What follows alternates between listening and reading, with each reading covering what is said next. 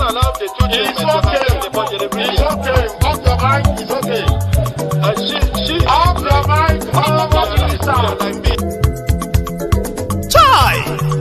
Now wow, people wey suppose talk truth to power don't off mic. And if we talk, now 500,000 they go summer us call them hate speech. But fear not, Maiyegun don't come. Him go torchlight every corner, nooks and cranny of all these bad people where they spoil our country.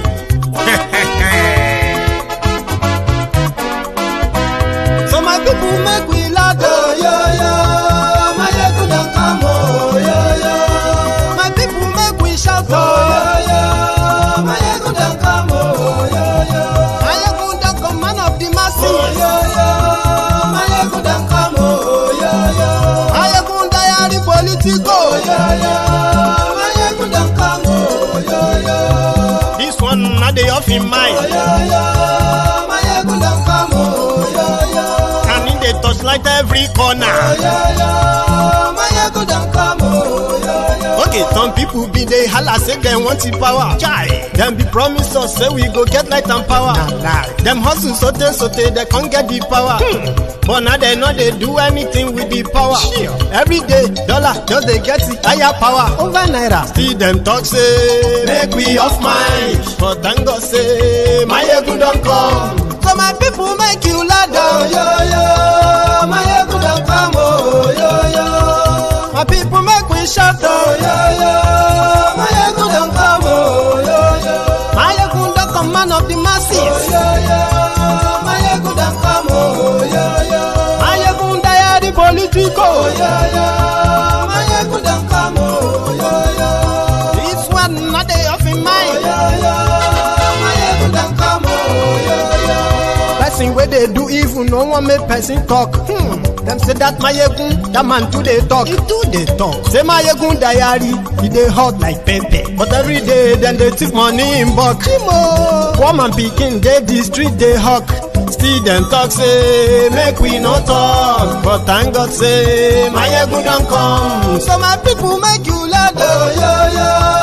Maiyegun don't come, oh yo yo. My people make you shout, oh yo yo. Maiyegun don't come, oh yo yo. Maiyegun don't come, man of the masses, oh yo yo. Maiyegun don't come, oh yo yo. Maiyegun diary Politico, oh yo yo. Maiyegun don't come, oh yo yo. This man not the off in mind, oh yo yo. Maiyegun don't come, oh yo yo.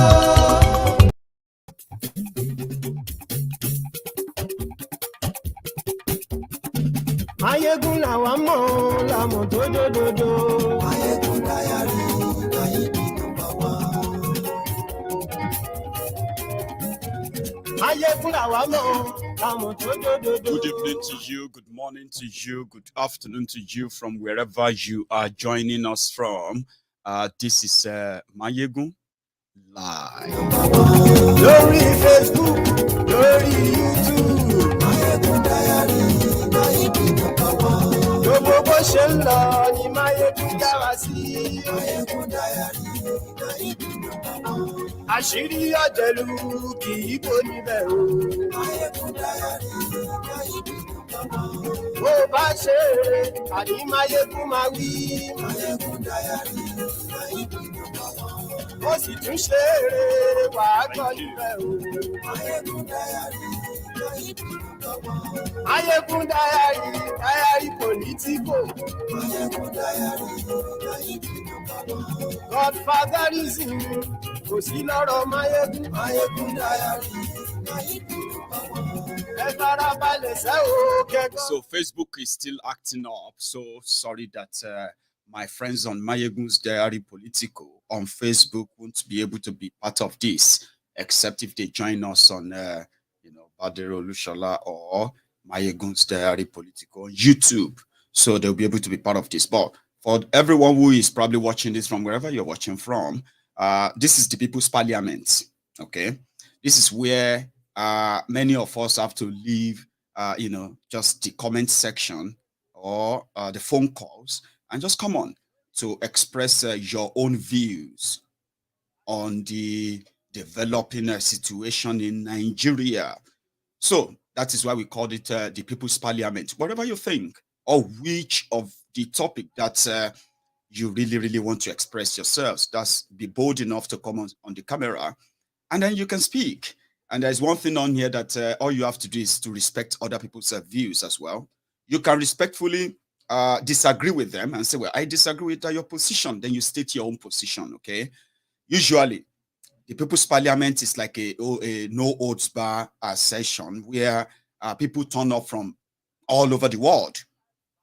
But the People's Parliament, as I would want to see, is a parliament where even those who are the Buhari idiots, the cyberbarians, you know what I mean? So, you know, the Buhari Deans, Buhari Didirins, their uncles, their aunties abroad, the Mumadus, the Bele lecturers, the Mumu lecturers, and so on, where they themselves could come on live and join us and say, well, Maiyegun have been watching you, because they have been watching us.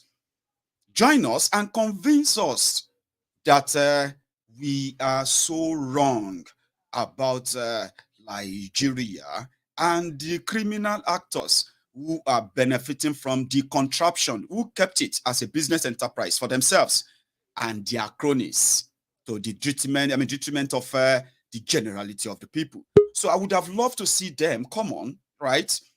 Now that Boko Haram and gang are sort of winding up, right?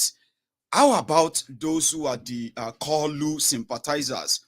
You have heard the latest bombshell, well packaged and delivered evidence that some of you would just have to like wish away. People's Parliament offer you that opportunity to be able to at least speak boldly, intelligently, with facts to thousands of other people who believe that Tinubu completely, as we have proven so many times, is Boko Haram Pro Max. If tired, I mean, if suffer, no, they tire you. Some other people are tired. And that is why majority of people on Maiyegun's diary Politico who have seen through the charade for years have come to the conclusion that if you truly love Nigeria, you would propagate, you would begin to promote the peaceful dissolution of the contraption. And it is true. Somebody said, Maiyegun, do you know that if they take English language out of the entire Nigeria, there will be more chaos? I said, explain. He said, nobody will understand anyone. Yeah, we won't understand ourselves, which is true.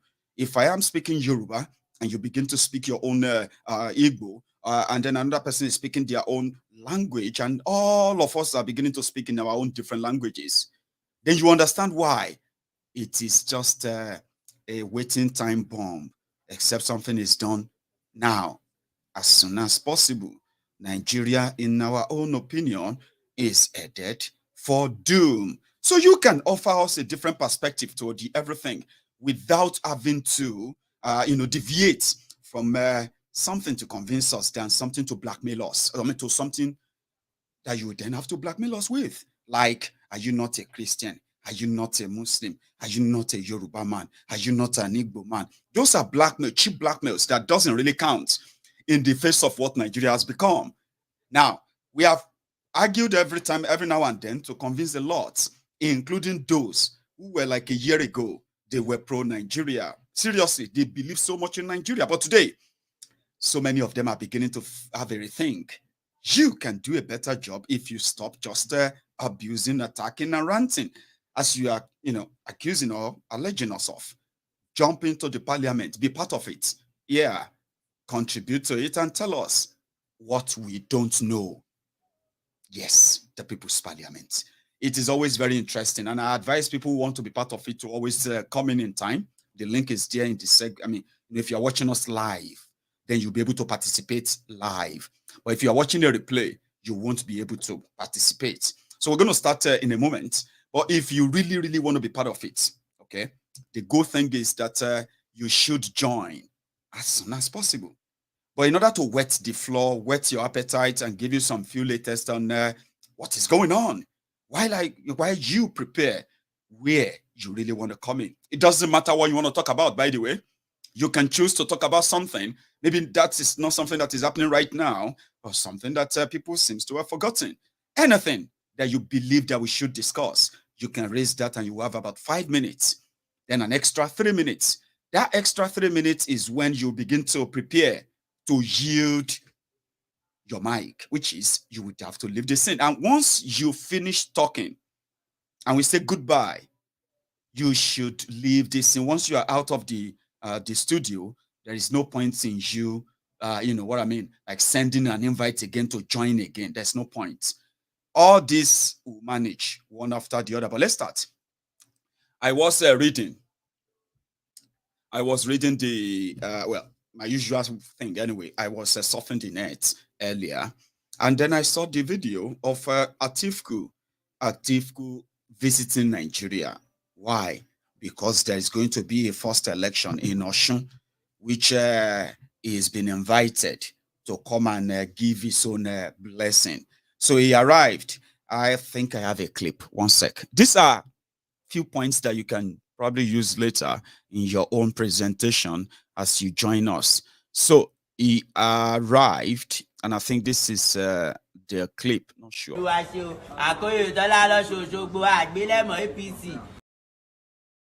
That's not it.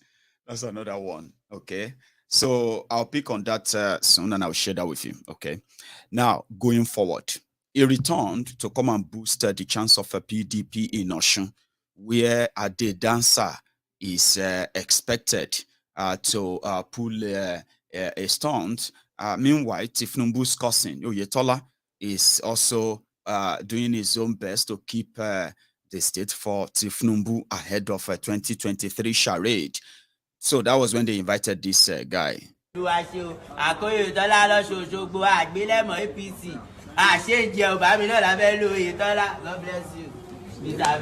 The grace wey my oga carry you. Hey, the grace wey my oga carry plenty.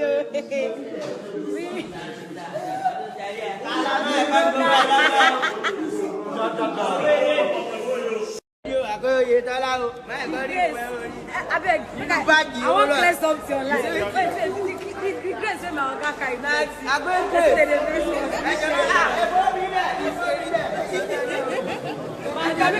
Wait, don't carry leave her. Your guy carry this one pass.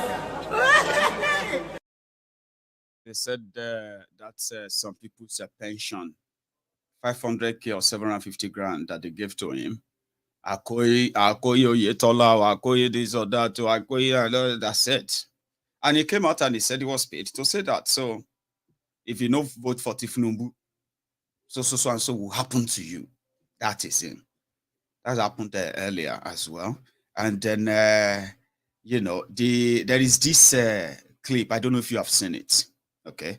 There is this clip about, one sec. Let me see if I can get that out. Let me share it first. It's about your PVC, no PVC. They found this, your PVC cards in a drainage, a gutter in Port Harcourt. The INEC and some wicked leaders and people in authority to disenfranchise the people of this nation. So these are people's PVC. Yeah, permanent original one, yes. PVCs. That was dug from the ground. Hidden on the ground, yes. Buried. They used to stop them, to stop them not to vote. Yes. So you can see it. Permanent one, yes. Hidden on the floor, dug from the ground. 2.something Look million at the pieces wickedness. Here. Look at it. More than 2 million pieces here. More than 2 million pieces yes. of PVCs here. Check out. You can see what is happening in this country. After Wicked people. Say, go and do PVC, go and do PVC. So some said probably they are I don't know where permanent voters card expires, right? But some said maybe they are those that have expired, right? Some said, oh, maybe they were those in custody of politicians, because in Nigeria, right, as they're asking you to get a PVC, or get your voters card, there are also another syndicate within their INEC who always give the copy of your voters card to set of political parties, PDP, APC, and their agents in different local government communities. They do that. So sometimes when you go there, they will tell you that they can't find your card. They'll ask you to come back and come until you stop coming back.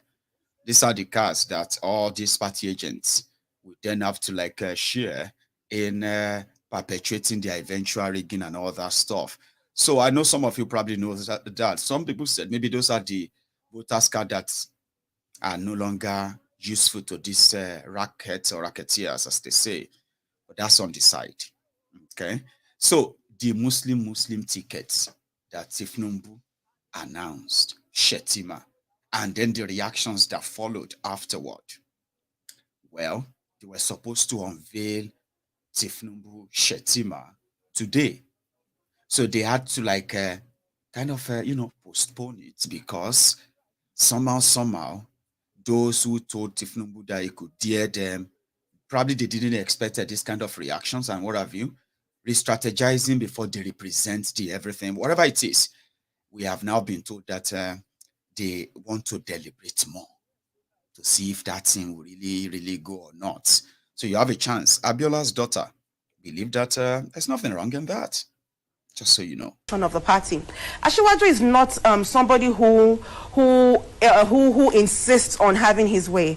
When he won the primaries, the reason why it took us so long to settle on a running mate was because consultations had to be done. So if at the end of those consultations it was decided that Senator Kashim Shetima was the best person to be teamed with Asiwaju as his running mate, then should members of the party say that they are not satisfied with that decision? Should it is an internal party process. You will not find the APC, for instance, crucifying other political parties over the choices that they've made about their tickets.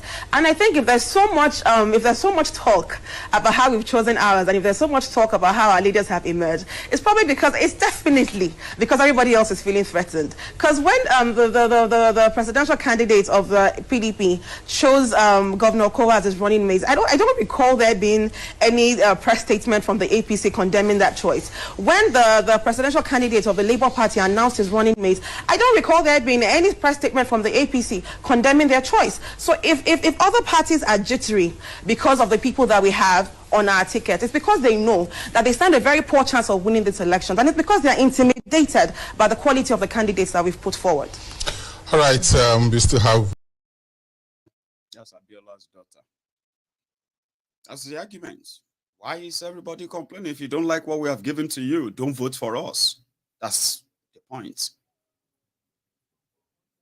Just like the word Emilokon.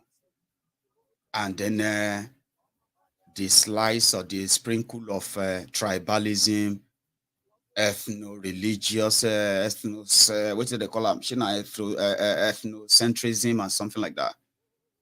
The bigotry that you are about to witness, it is just about individual, nothing to do with the common good. I found something, and I actually thought I should share it with you for a reason. When these guys kind of feel so confident that Peter Obi movement, as you will call it, is just a social media movement, according to them, is because they have people who are also like you, like me, who are also witnessing and suffering the calamities Nigeria politicians have brought upon Nigeria. They are called party agents, party delegates, and their job is to sustain the status quo, whether for PDP or APC. The way they work it, they promise them that if you help us work and ensure that we have access to power, you will be handsomely rewarded. Now, these are the people who go all out to do everything to ensure that whether on a PDP or a BAPC, they continue to come back, even though they are also the same people you will see in the communities begging and pleading for support for their families. They are called party agents. There's an example of them. You have a 170,000 or 74,000 polling unit in Nigeria, registered one. There are more than 10,000 hidden polling units meant for rigging in the north, in the east, in the west, and all over Nigeria. These are the ones you don't see. But for the ones you can see, you have 174,000 polling units. And that means you need at least two people there, taking it up to 350,000 people. Now, in context, right, in Osun, where they want to do their election soon, right, Saraki was addressing the people who are mainly party agents whose job is to ensure that PDP gain access to the treasury of Osun State. And the same, now you will picture that, right? The same set of people, if not more, are gathered somewhere for the same job for APC. And when you see those who are supporters of the failed rogues who have brought Nigeria to our knees today, those are the structures they are referring to.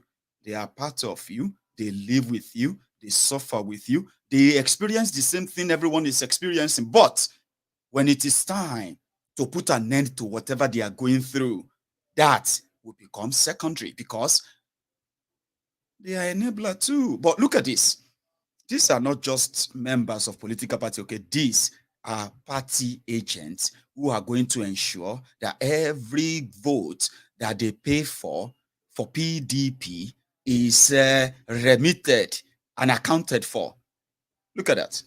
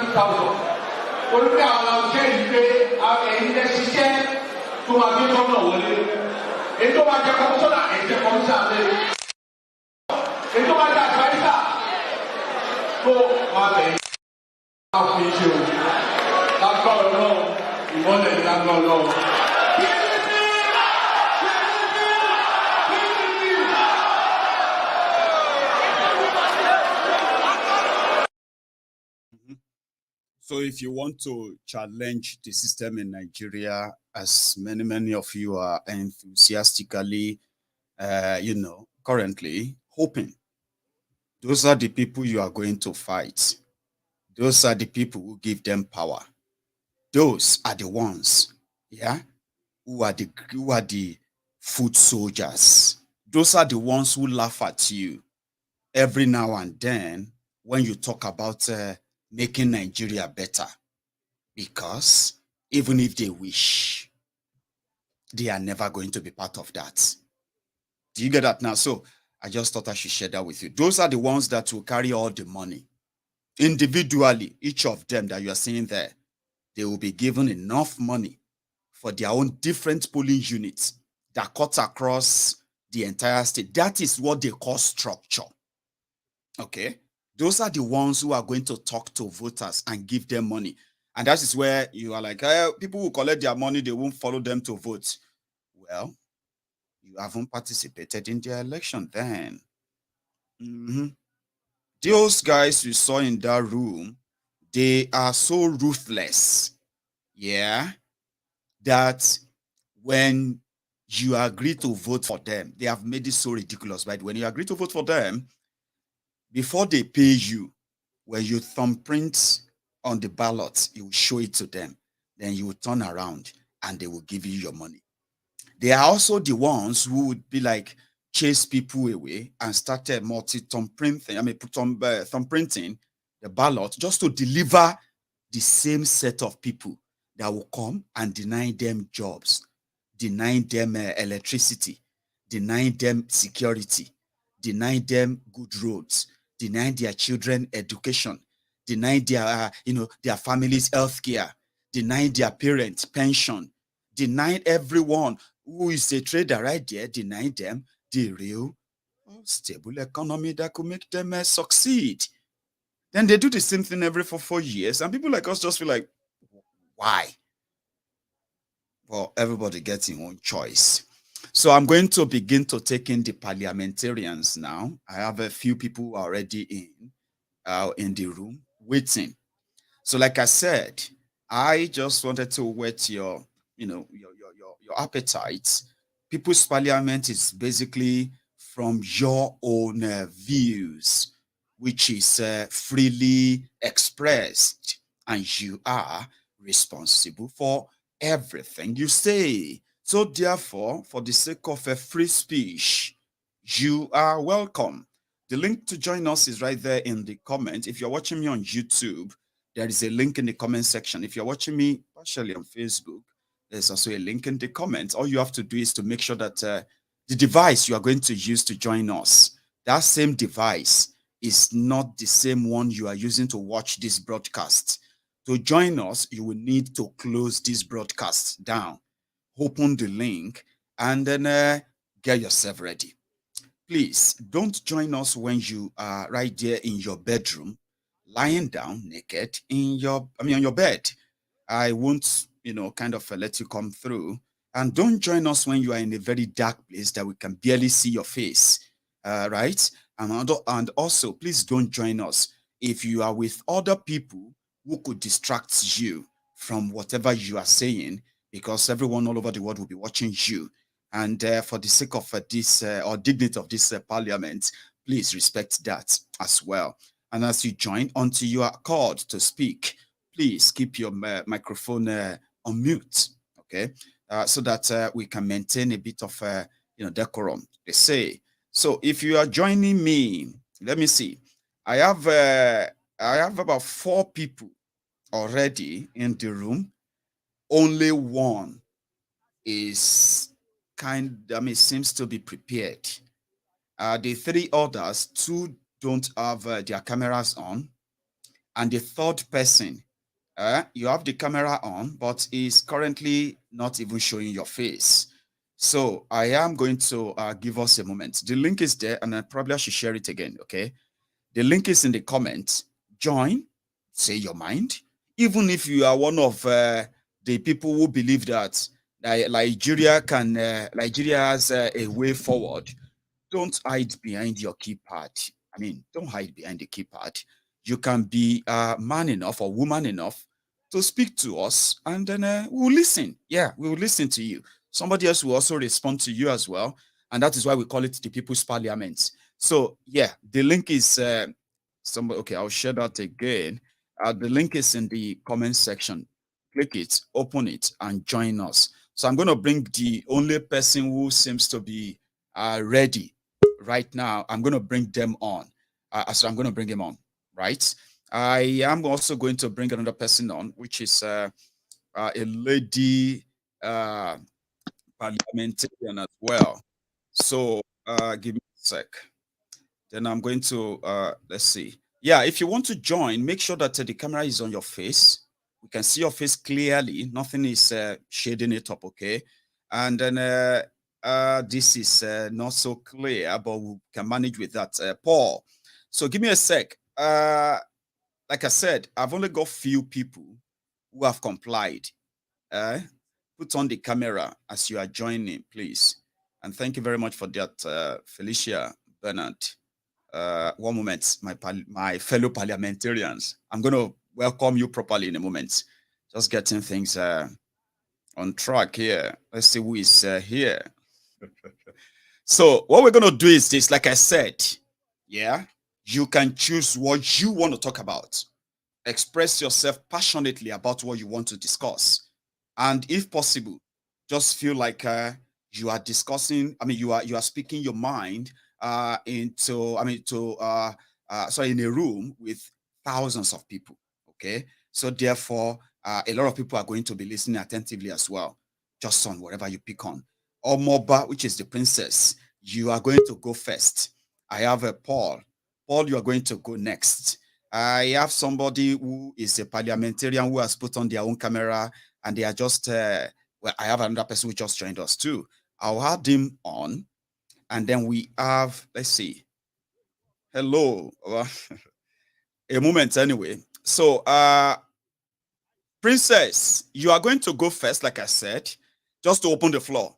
Then Paul will be next, and I'm going to get Damilola Okunola. Brother, you are going to go after, sir. So let's start quickly. We have about 2 hours tonight, so let's make use of it, or a good use of it. Princess, ma'am. Hang on, let me see if I'm trying to unmute you. Right, I think that's done now. You hear me? Princess.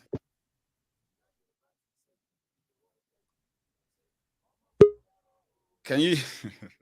Okay. I don't know if she can hear me, but can you hear me, Princess? No, something is wrong with your mic, Princess. Anyway, please check. I will go to Paul quickly while we fix that, okay? So, Paul, you are going to speak now. Brother, let's see if the audio is perfect as well. Can you hear me?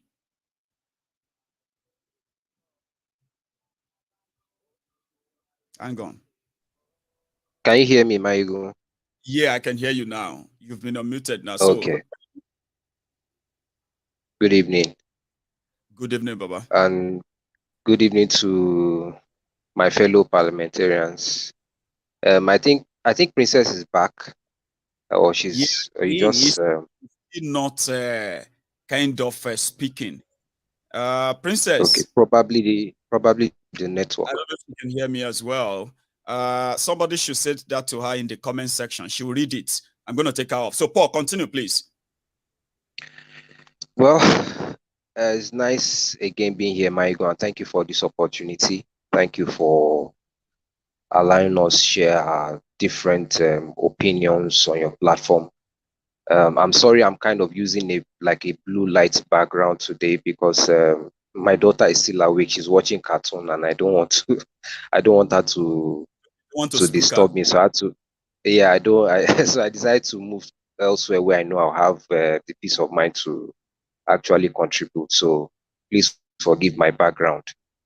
Well, Maiyegun, everything that's been happening, funny enough, it's working in our favor. We've always said that here. Every negative thing that seems to be for them, it seems to be positive for us. Because if we look at the Muslim ticket, it's an issue that has actually brought forth some of the religious bigotry that we've been experiencing over the years. It's a situation that has brought forth issues about religion, issues about, should I say differences? I would not want to use differences actually, but I would say differences because, and the issue of dominance, because I was listening to someone, I've forgotten his name, that was speaking on Arise TV, and he was saying, oh, Christians they will deal with them, they will make them pay, they have to make sure Christians vote, Christians should not waste their vote, and all that. You see, Nigeria is becoming, for a while, like, oh, there's no religious there's no tribal exactly. We have to do it the tone, yes, the tone now basically spreading to a point where most of the major churches, most of the biggest pastors in Nigeria will actually come out this time and start telling their members that please vote for a Christian. So it's going to be, that's why you see that Baba Emilokon was very critical about unveiling Shetima. Once a club signs a new player, they have to unveil him. Yes. So now they are thinking critically about unveiling him, because unveiling him seals it, makes him permanent. But people said that it's because of the insensitivity, which, you know, hypocrisy of the people makes them hide their insensitivity to one another. Well, Maiyegun, they don't care. Maiyegun, they don't care. They don't care. This is the same man that packaged Buhari and brought him. This same issue of Muslim ticket was why Tinubu was not chosen as the vice president in 2015. Let us not forget. So we understand how. So, but now they are actually trying to test the waters. They are trying to see if Nigerians will actually react. And the notion of a predominant Muslim north, there are no Christians in the north, is now coming to fore. The question of population in the north is now coming to fore, just because of this issue. That's why I said this Muslim ticket is going to bring out so many things that have been hidden, so many things that they've kept to themselves. You can see that the system itself is now fighting back.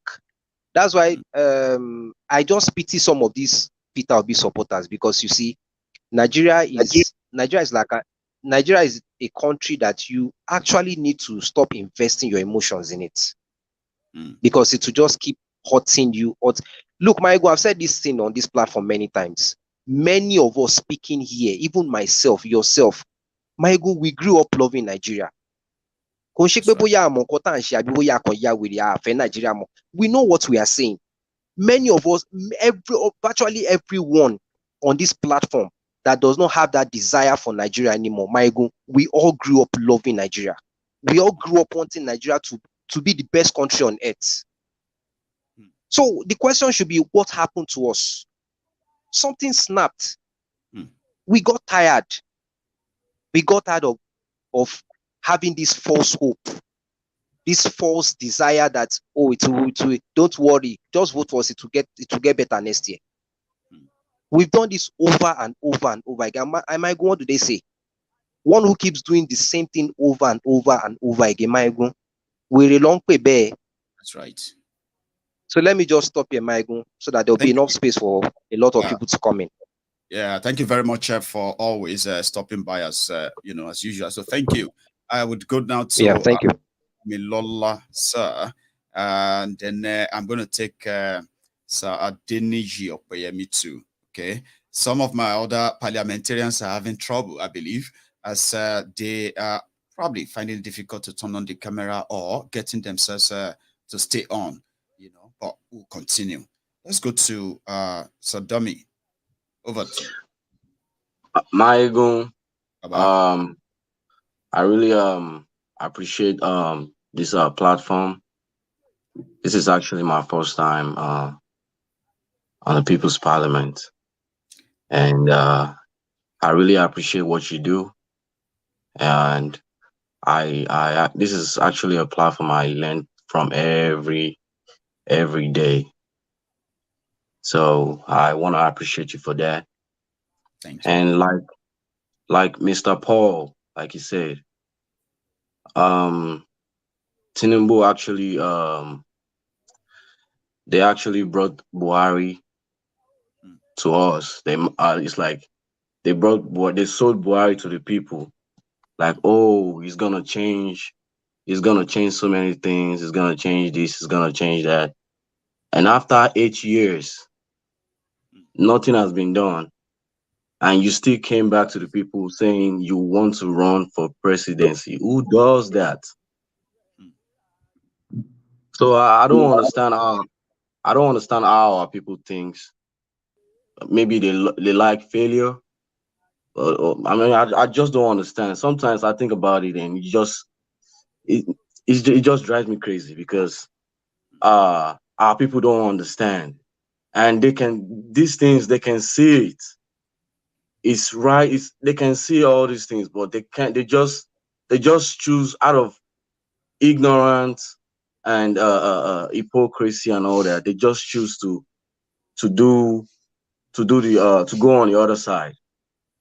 So I mean, right now it's clear. It's clear as day. Nigeria is not united. So it's not united, and we still want to hold an election in a country that is not united. It is clear. It is clear. We can see these things. We don't want to discuss the disunity as well. Yeah. The problems are the same people saying we know the solution. Shut up, all of you. What do you know? What do you understand? We have the solution, but they don't. There's no solution. It is. Look at what is happening in Sri Lanka. Look at what is happening in Sri Lanka. It's a shame, and Nigeria is heading towards that direction. It's heading towards that direction. So there's ever since Buhari came into power, he has nothing to show to the people of Nigeria that this is actually what I did. Education is zero. Power sector, zero. Nothing is working. Everything is just down. You can't even be proud of. You can't even be proud to say, "Oh, I'm a Nigerian." You can't tell me you're proud to say, "Oh, I'm a Nigerian." And beat your chest to it like I'm a Nigerian, because nothing is working. It's not working. So until our people realize this charade, this how do I put it? This election prison. Up for. This I don't want to use a curse word. I don't want to use the curse word, but it's just a charade. It's fake. It's like nothing is working. It's not working for anybody. So why do we want to? Why do we still remain, or why do we choose to be in something that is not working for us? We wake up in the morning. We wake up in the morning. There's no power, no electricity, so no good road, no good drainage. Imagine they're all swimming. You have swimming pool in the middle of the streets, swimming in the middle of the streets. So it makes no sense. So we should just the only thing now is for us to come together and break it up and let everybody go their separate ways. That is my own take to the whole thing. Sadami, thank you so much for joining us tonight. It's been a pleasure, by the way. So thank you. That's Dami with us. I'm going to go to Sir Adeniyi Okweyemi. It's your turn now. And hang on. I know some of you are having trouble. I can see it here as you are joining, dropping off, and all of that. So until I'm sure that somebody stayed long enough to show that they have a stable network to be with us. And they're also able to put on their camera as well in a much better stable place, okay? That is the only time I will bring you on, all right? I can imagine, I can see what many people are going through right there, jumping in and out as well, okay? But let me go to Sir Okweyemi, then I'm going to go to Odogu. Odogu. Now boss name. I'm coming to you. So, and then I have another person who seems to be ready as well, a veteran on this platform. Sir Theophilus Oniyide. I don't know what is wrong with your camera so far. You might need to fix the network in the house, sir. I can see that you are back in the house, not driving. So if you can look into that before we get to you, it will be so greatly appreciated. Let me go to Sir Okweyemi, and I will get others on as well as time goes on. So yeah, over to you, sir. Let's see. Yeah, let me try and unmute you. Hang on. Okay, I think you have to do that yourself. If you can do that for me, please. Yourself, sir. Great. I did. It's connected now. How are you, sir? Maiyegun. Sir. Good evening, brother. Good evening to you, sir. Nigeria issue, Well, I don't want to speak much tonight. I would not like to speak much tonight. But the truth is, if you look at the trends of things in Nigeria politics now, you will discover the same game that the Southwest tried to play in 2014, 2015 is the same game that the North is trying to play this time around. What is the game? Tell us the game. What,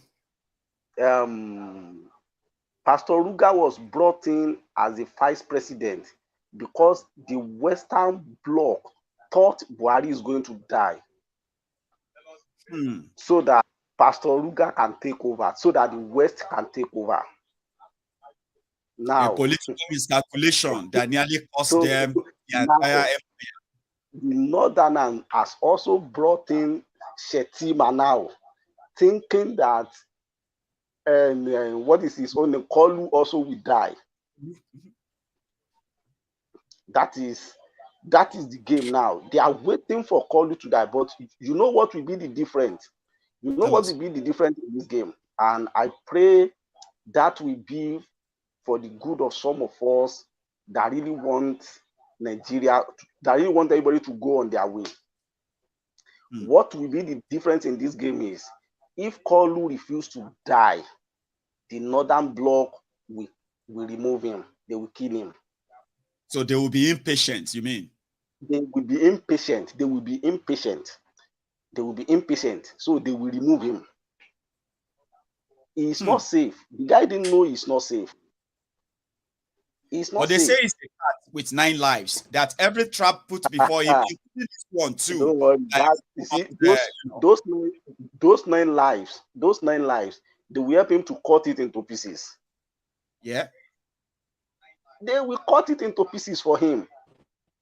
He's not safe. I was thinking about him this afternoon, and I was like, it's just a matter of time. Tinubu will discover he is a lone man in this game very soon. A lone ranger.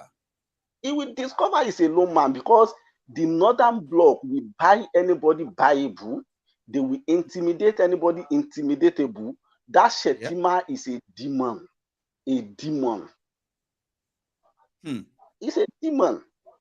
They said the reason why he's choosing him is not because he's a Muslim, but because he will help him deliver all the vote from the Northeast. I have always heard the North saying the North they are religion tolerant. They are this, they are that. If truly they are religion tolerant, why can't they allow Northern Christian? So as for them to prove to the whole world that truly they are religion tolerant, they tolerate other religion. I feel for Tinubu, to be very sincere, I feel for the guy. I tell you, I feel for the guy. The guy is in a situation where he really needs people, but there is nobody to help him. They said he's he's going to repeat what Abiola couldn't do. But some people are now saying that he's nowhere near Abiola. He's nowhere near Abiola. That is the truth. He's nowhere near Abiola. If Abiola could not do it, Awolowo could not do it. Who is Tinubu? You will see what will happen. Everybody will see what will happen. And I believe that will be the beginning of Nigeria disintegration.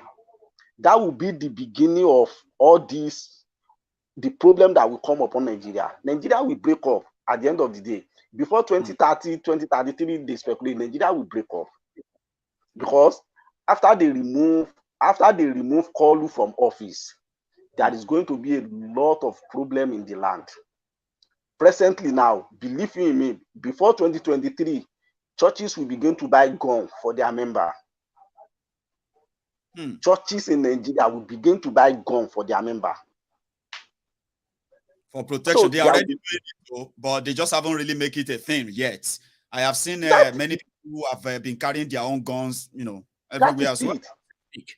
Churches will begin to buy gun for their members, and before you know it, things will go out of hand. The way they are going in Nigeria presently, things will go out of hand, and everybody will have to defend themselves. See what is happening. What is happening in this country now, Sri Lanka. This time last month, nobody know that kind of thing will happen. 2 weeks ago, nobody know people will stand up in Sri Lanka and will be bold enough to chase their president out of the presidential house. So that Nigeria is going towards that level, is going towards that direction. And very soon, Nigeria may get into that direction. Well, I've said I don't want to speak much. Thank you so much for allowing me. I'm very happy to speak on this tonight. Guys, you are doing so well. I enjoyed yesterday right up. Wow, that decay is mad. My God, that thing is wow. I have to go and search for it myself. I have to go and search for it myself to read it. Sir, it was that job was started 13 years ago by Omoyele Sowore Sahara. It was that guy.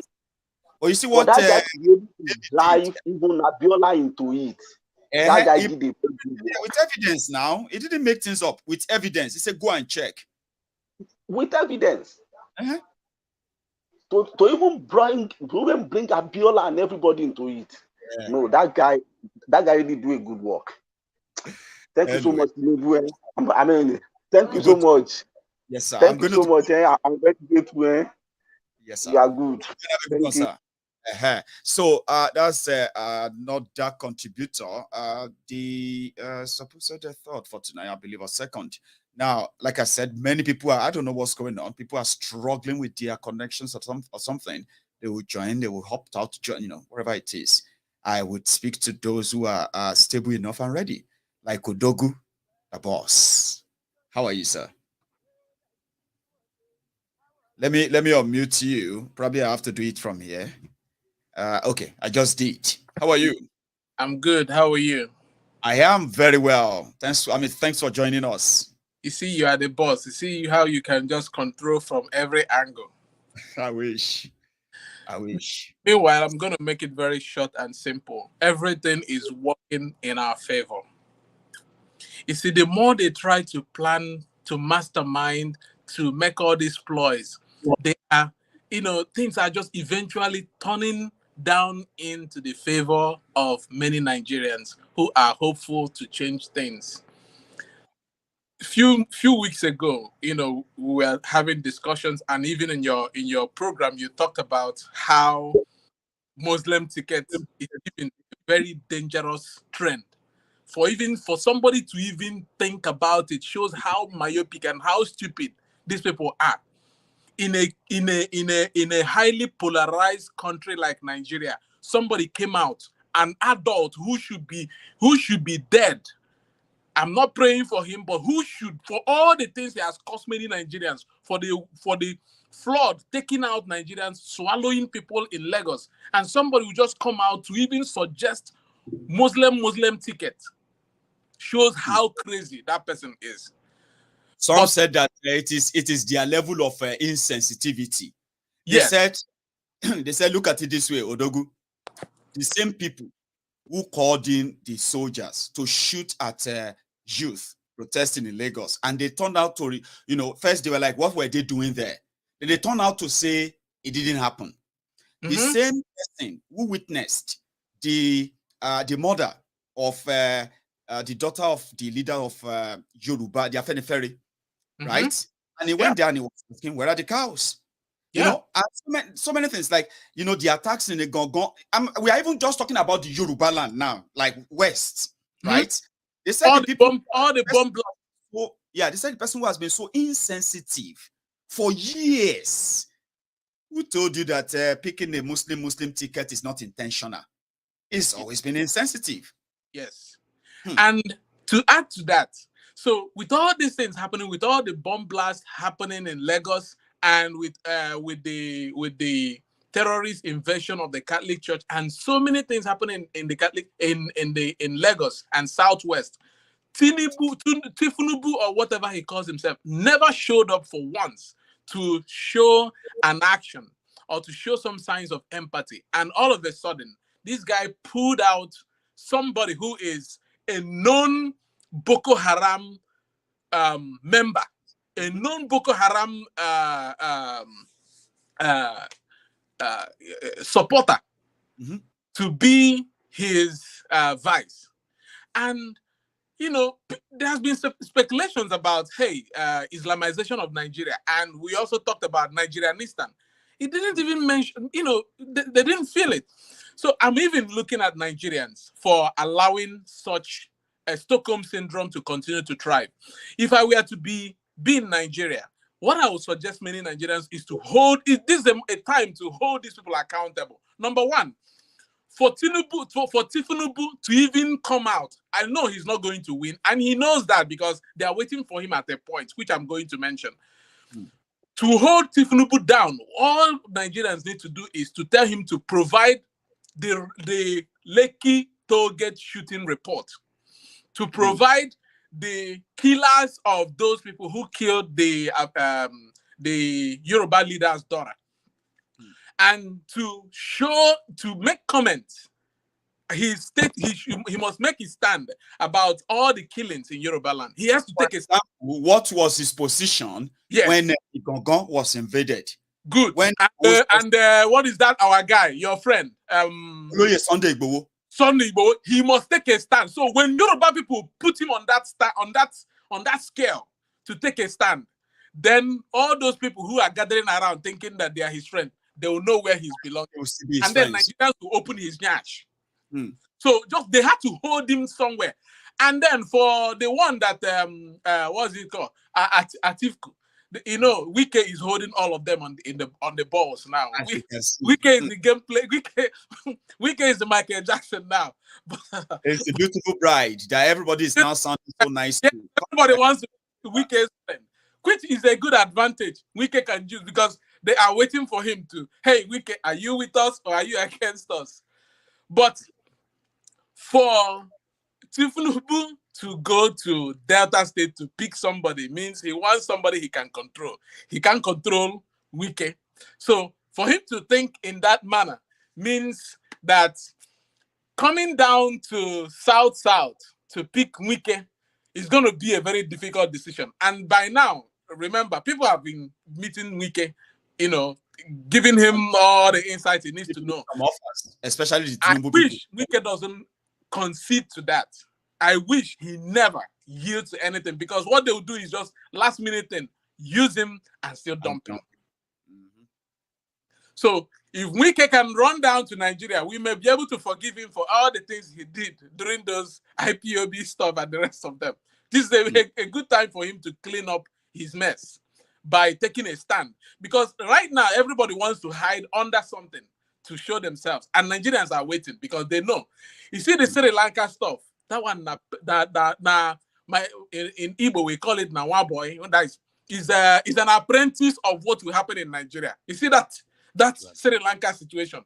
That villa where people think say no, they enter. It could happen. We could just do YouTube. How they said that they played them, the politicians from the south, who have somehow kept quiet for long. All these atrocities and all of that, right? Until election is here now, and they want to milk it to their own advantage. But do you see how they play them? They have played them in a way that Tinubu, is projected to be disgraced and beaten because they have made it clear that they can't really trust him. And once they can't, they will have to trust their other son. Since Buhari, their first son, is not in, that will be Atiku. So the Southerners who are also ready to play the second fiddle. This is where it becomes more interesting now, right? The collaboration of the Southerners with the same power mongers from the north, right? So the Atifku, the Kwakwansos, right, who are working hand in hand, including those with Tinubu and gang, positioning Atifku, all right, to keep the power for another 8 years. There are enablers from the south, like Okowa. There's another pastor, they said Kwakwanso just picked now, all to keep Nigeria one. For who?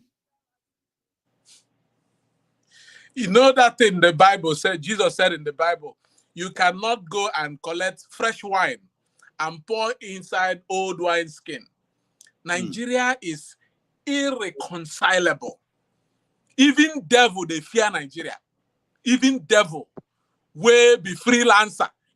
Devil is called a freelancer because in Job, God asked him, where are you coming from? He said, from loitering the earth. Devil is a freelancer. Even devil is afraid of Nigeria.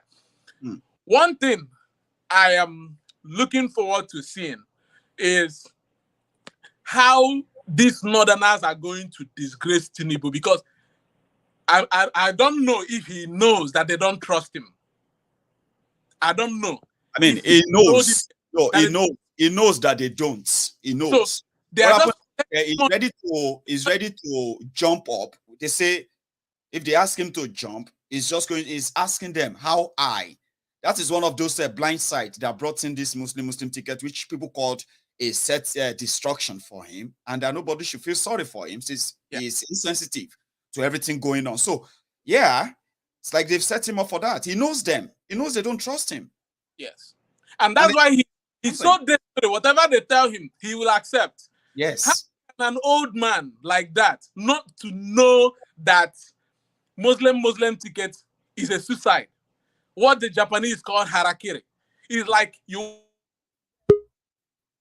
what can he not know at his height of political wavelength? Tinubu doesn't know that picking a Muslim ticket will kill him politically. So that is just one aspect of it.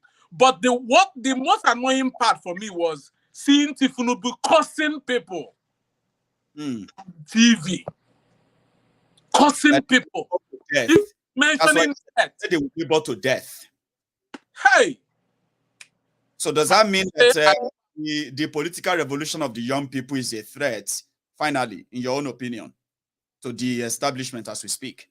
Because it's like everybody is attacking Obi, and I keep asking, like, which one with PDP and APC, if these guys are not really a threat, do you think? Well, you can see very well. You and I know that they are all threatened. Atiku is vibrating.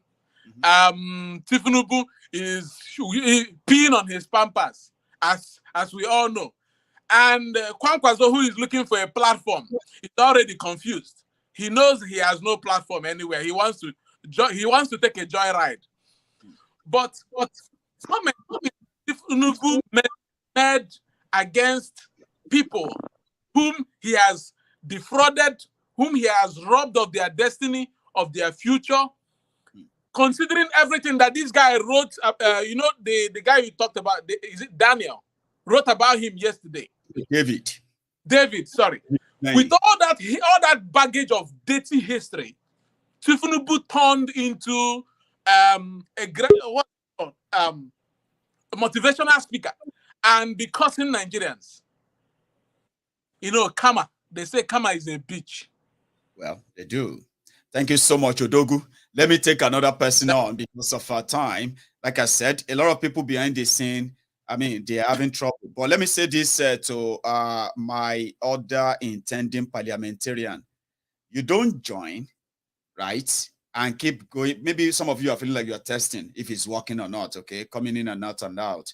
Please fix your network. If it's not working, if you keep getting kicked out, that means your network is really, really not good, okay? And please, don't stay in the dark to be part of this conversation. If there's no light in the room, there's no point in you joining us, okay?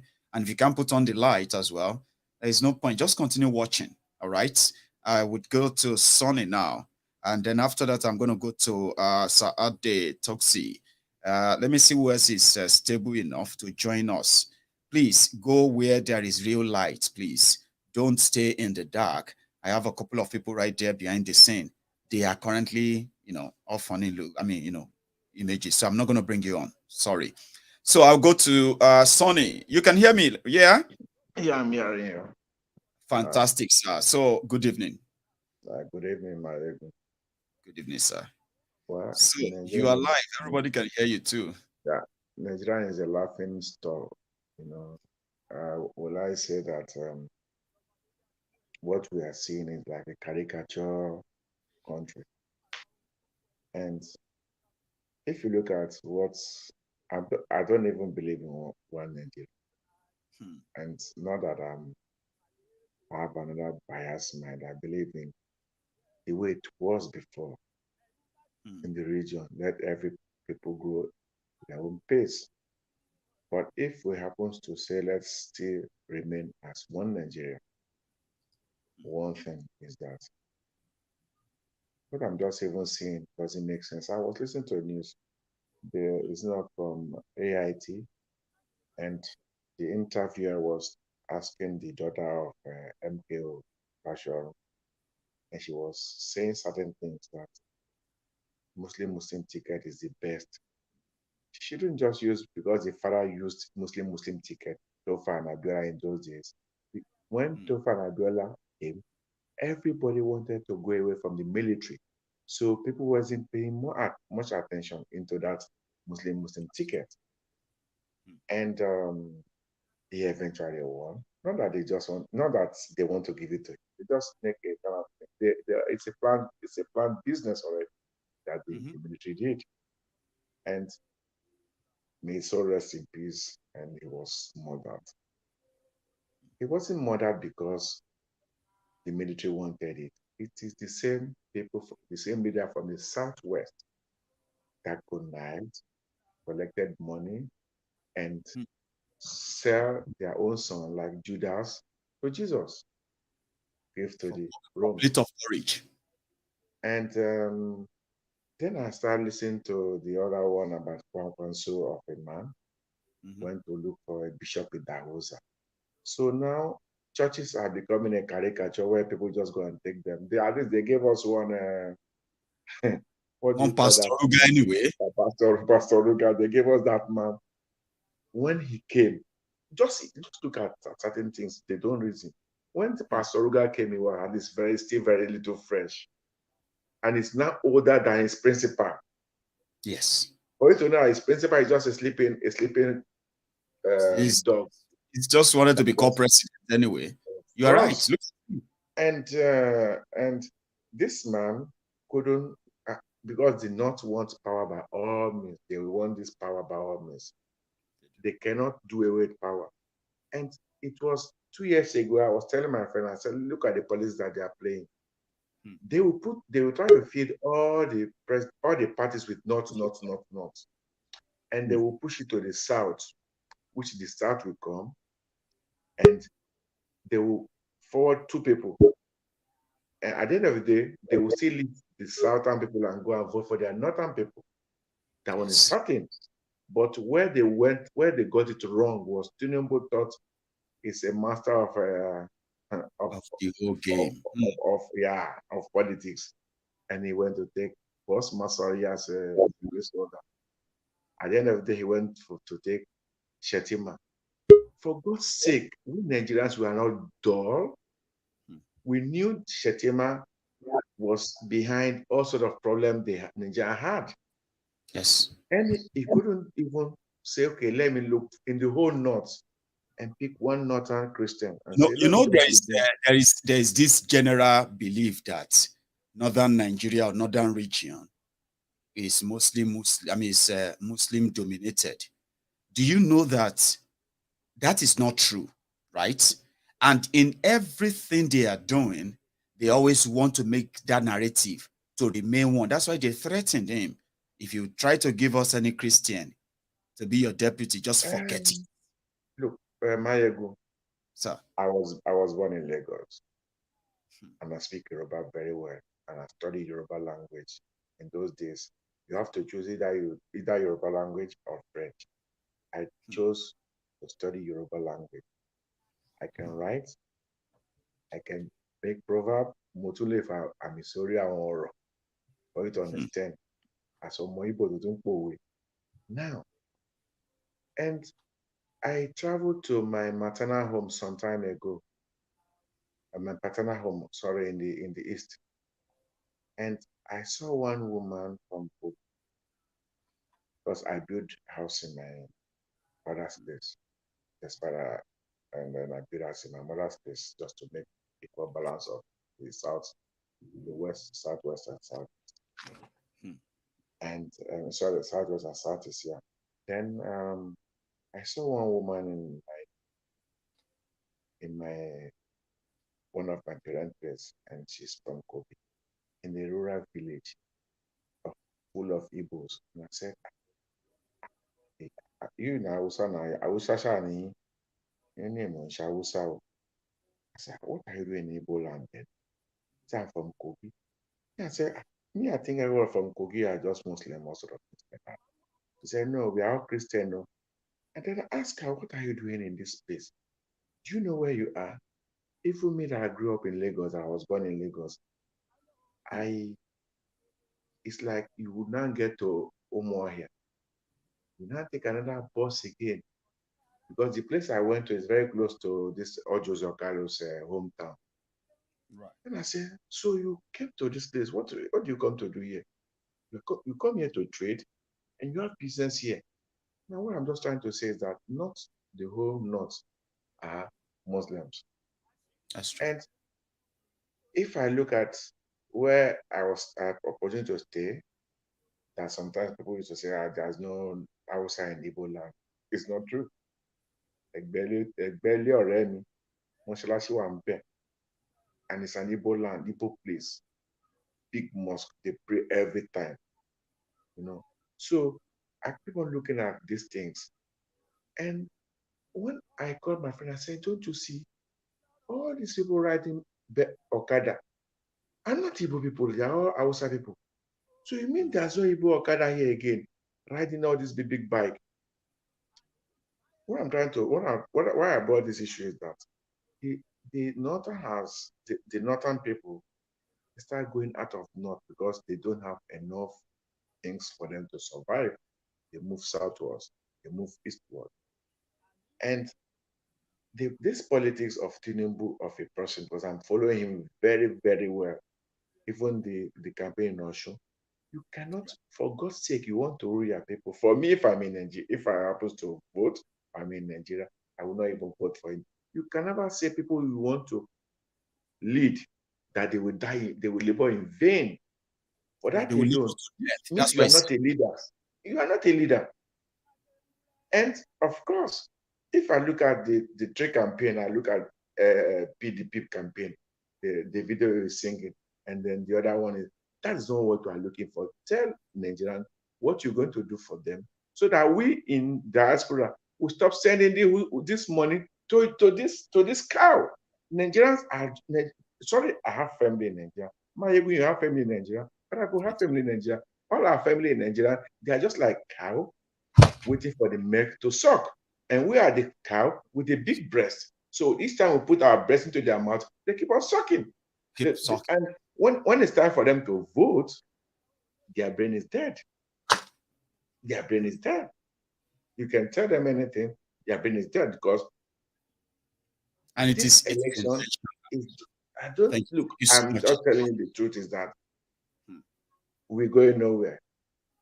Let us just divide this country and go back to region and grow according to the pace of people.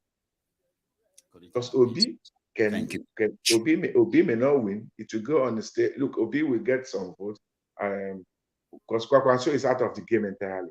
Obi will get some vote actually for the youth, and Tinubu will get some vote from the north, and PDP will get some votes. But PDP will, they will go on runoff. PDP may end up falling out.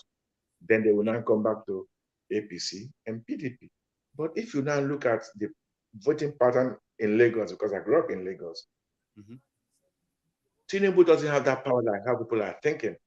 And for those who know, of course, we know in Lagos, the Yorubas are the majority, and then followed by the Igbos, and then followed by this minority which we call South-South. And the South-South are the only people that gave Buhari that 100,000 he used to win in 15. And the South-South was the people that still gave the Jonathan the leverage that he used to come close to the point. Jonathan didn't even win in Kano, winning all these places before he won in 2011. No, I'm talking about this Lagos that the people are holding that Tinubu is going to win. Let me go to another speaker because of our time, right? We are so grateful. Okay, thank you so much, sir, for tonight, and then for participating as always. It's a pleasure. So I'm going to go straight to Sir Ade Talks. Ade Talk. So, and then after you, I'm going to get the Omoba on, the princess. She's here with us, and it's good to see her. Right? Hello, sir. Hang on. I'm going to try and see. It seems that your microphone is not talking, even though you are currently unmuted. So you might need to check the cable, sir. It may be the cable, it may be something, or it may even be the ones that switch on in the mouth. Because I know you can hear me loud and clear, but please check that microphone, sir. There may be something wrong with it in that cable. Do you want to check? Or you can just take it off completely, sir. So can you hear me now? Now we can hear you loud and clear. I know something wrong with that headset, but there's no time to check that out anymore. So how are you, sir? I'm good. First of all, this is my first time of calling in.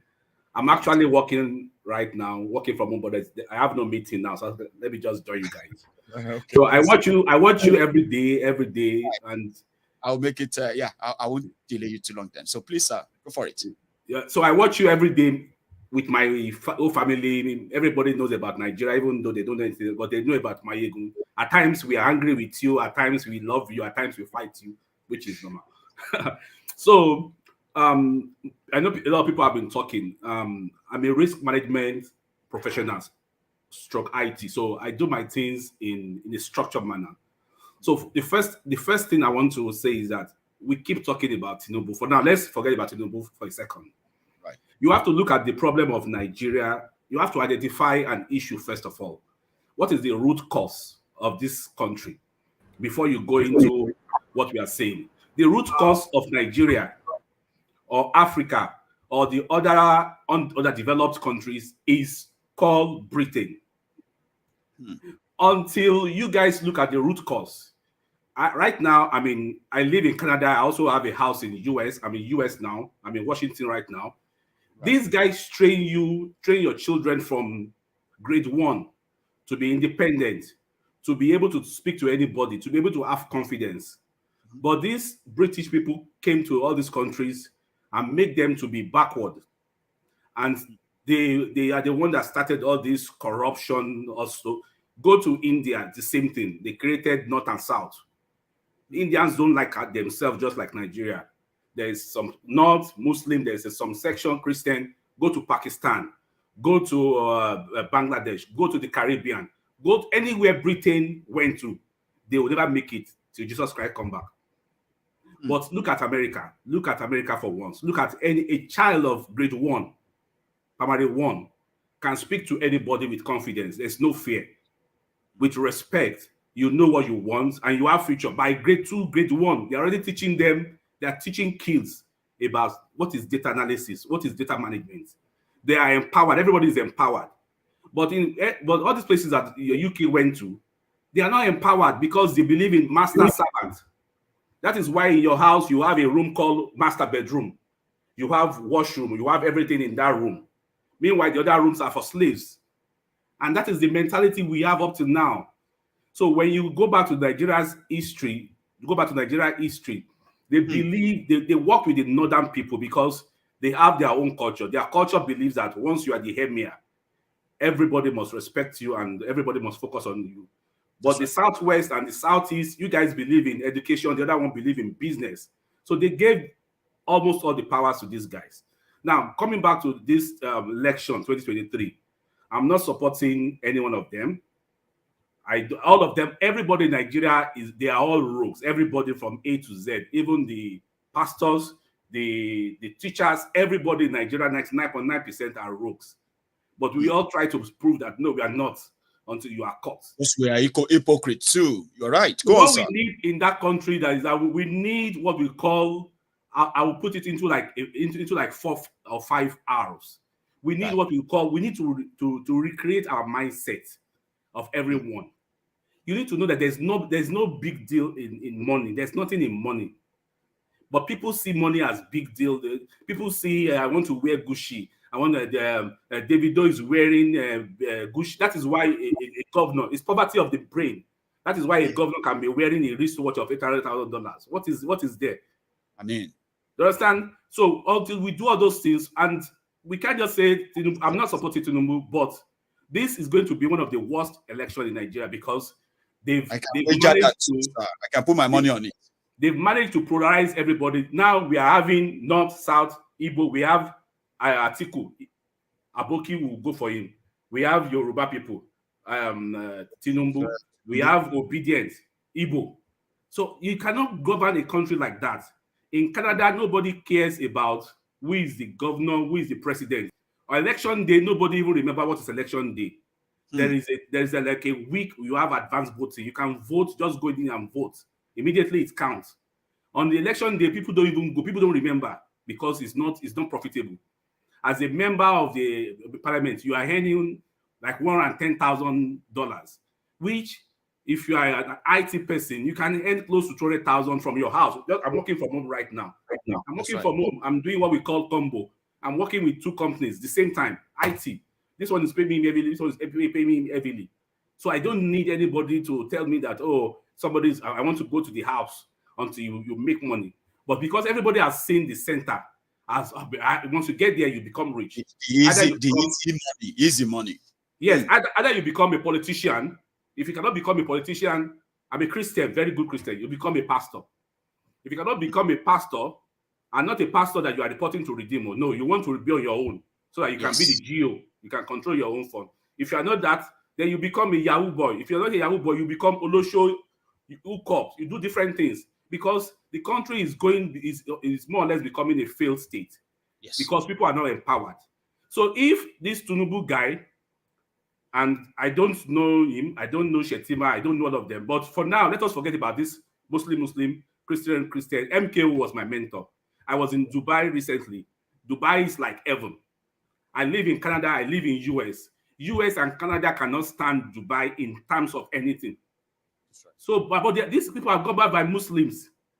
When it's time for their Muslim prayers, nobody disturb anyone. You hear people praying. People are just continuing their normal life.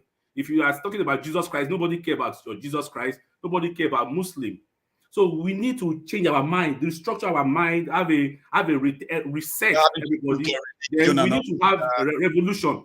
We need to have restructure things. Just before you continue, sir, right? Yeah. You see, there's something I wanted to also look into that. People are having this, this suspicion, this fear, not out of the blues as well. Is because of what they have seen and witnessed. Remember that. Yeah. So there's nothing we can do for now. The only thing we can do for now is just keep doing what we are doing. Keep sensitizing people. Keep telling people to create awareness. We need to stop this beggarly spirit of I'm doing giveaway. I hate that concept. Somebody said I'm doing giveaway of 100,000 and people are begging every day 2,000, 5,000. Meanwhile, the people, if you can have money to buy data, then you can do something for your life. Instead of you just sitting down there are people that are really suffering that cannot eat. If you want to do foundation, open foundation, help the poor, not sit down and be expecting giveaway. Somebody will tell me I'm giving $300,000 naira a day to people there. No, we need to change. Everybody needs to change. Every one of us needs to change. Even Maiyegun yourself, you need to change. I myself need to change. We need to forget about all this pastor. We need to forget that. No. Believe in God. Believe in, if you are a Muslim, do right. If you are a Christian, do right.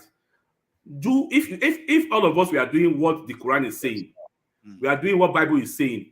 If we are doing what the Sikh is saying, nobody will. The whole world will be better. But we are not doing it. We are all just hypocrites. Everybody in the whole world. We are just doing what will make us okay. So for Tinubu and Obedient and Atiku, I leave them to. For now, anybody that comes is a thief. Pastor Ruga is a thief.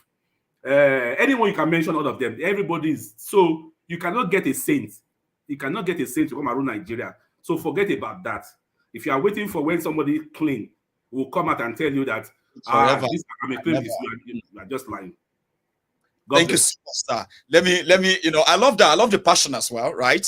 And we call it the People's Parliament because somebody's going to react. Trust me, I can bet it with you, right? Somebody's going to pick it up from where you stopped and they're going to react. So just like everyone else, right? Just take it as they comes, okay? And you're also going to have another time too, probably to appear again and give a follow-up too. Okay, I appreciate this. It's so good. And my regards to the family. Tell them that we can't leave ourselves. No, my wife is going to be mad with me today. You say you this guy. You went to TV. Oh, he hate me showing on social media. I'm going to apologize on your behalf, okay, madam. Let this one pass, sir. I'll let you get on with your work, okay? Thank you so much, sir. You have a good one. Thanks. So here we go. I am going to now go to, let's share this slot. I thought Princess will be here with us long enough, but it seems that the network is still playing hard and tough with her.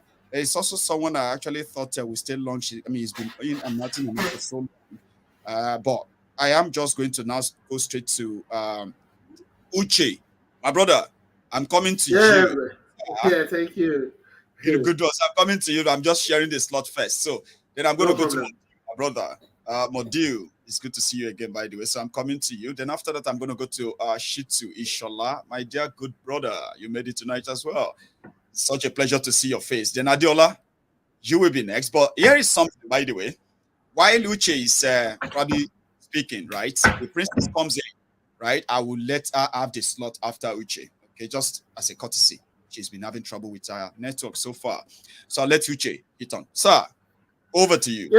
Yeah, Maiyegun, thank you. I think this is my second time on your show. I tried to call area around for previous one back, but I was fortunate to catch you live today.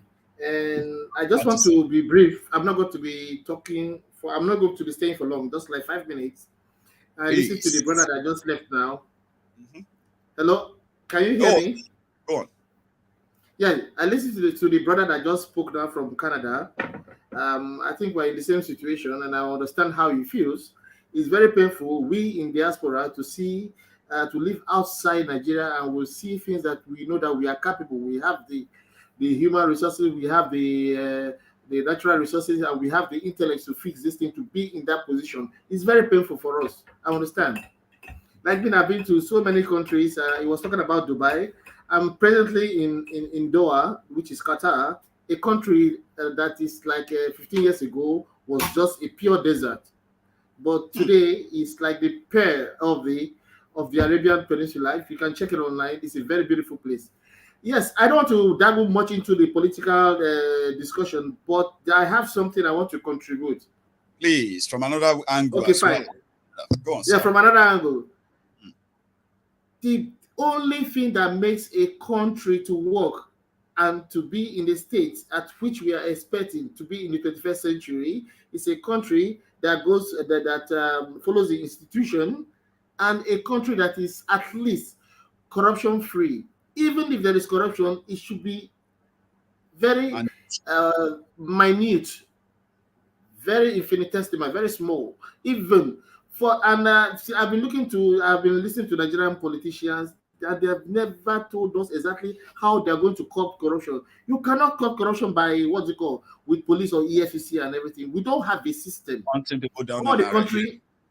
All the countries I've been to, Canada, US, Qatar, all the countries that are very standard, the only way they curb corruption is by having a system where everybody is registered in.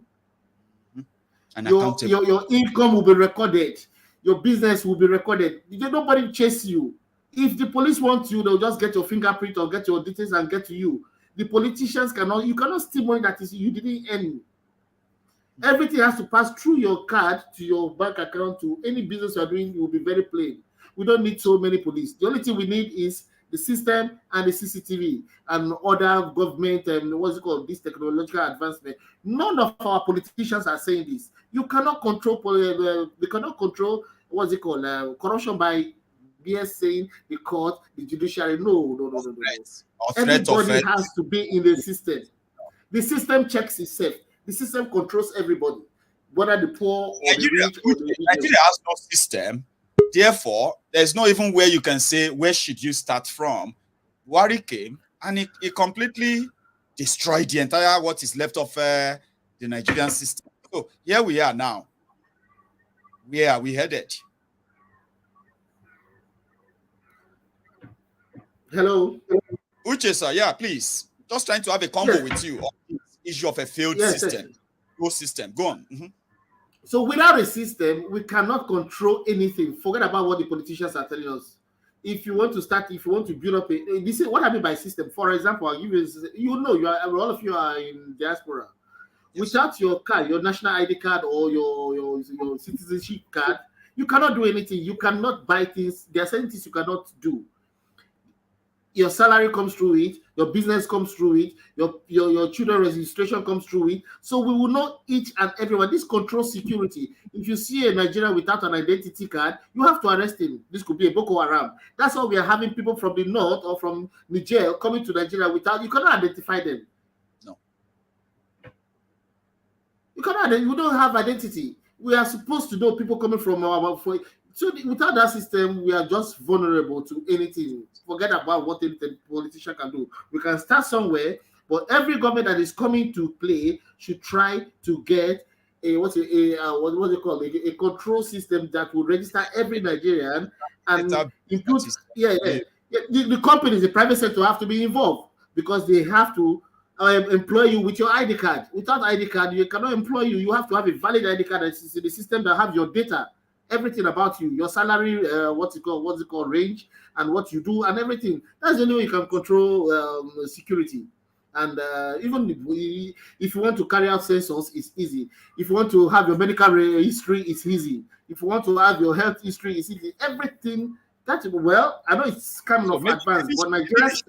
Maybe they should fix electricity first. Then every other that is the backbone. That is the backbone. So that is the electricity is the backbone, as we said too. But I don't see our politicians talking. For example, right? Uche, yes. For example, to fight the issue of housing, right? If you have a working electricity, people can build high-rise, and they can have it working 24/7 with with lift and all of that, and that can cut down housing problems, right? Hospitals that has no electricity this time around, they can begin to invest in equipment that need electricity to function and save lives. Abi? Well, it be like say me and you did La Land, but it's good. I love dreaming. Yeah, let's continue.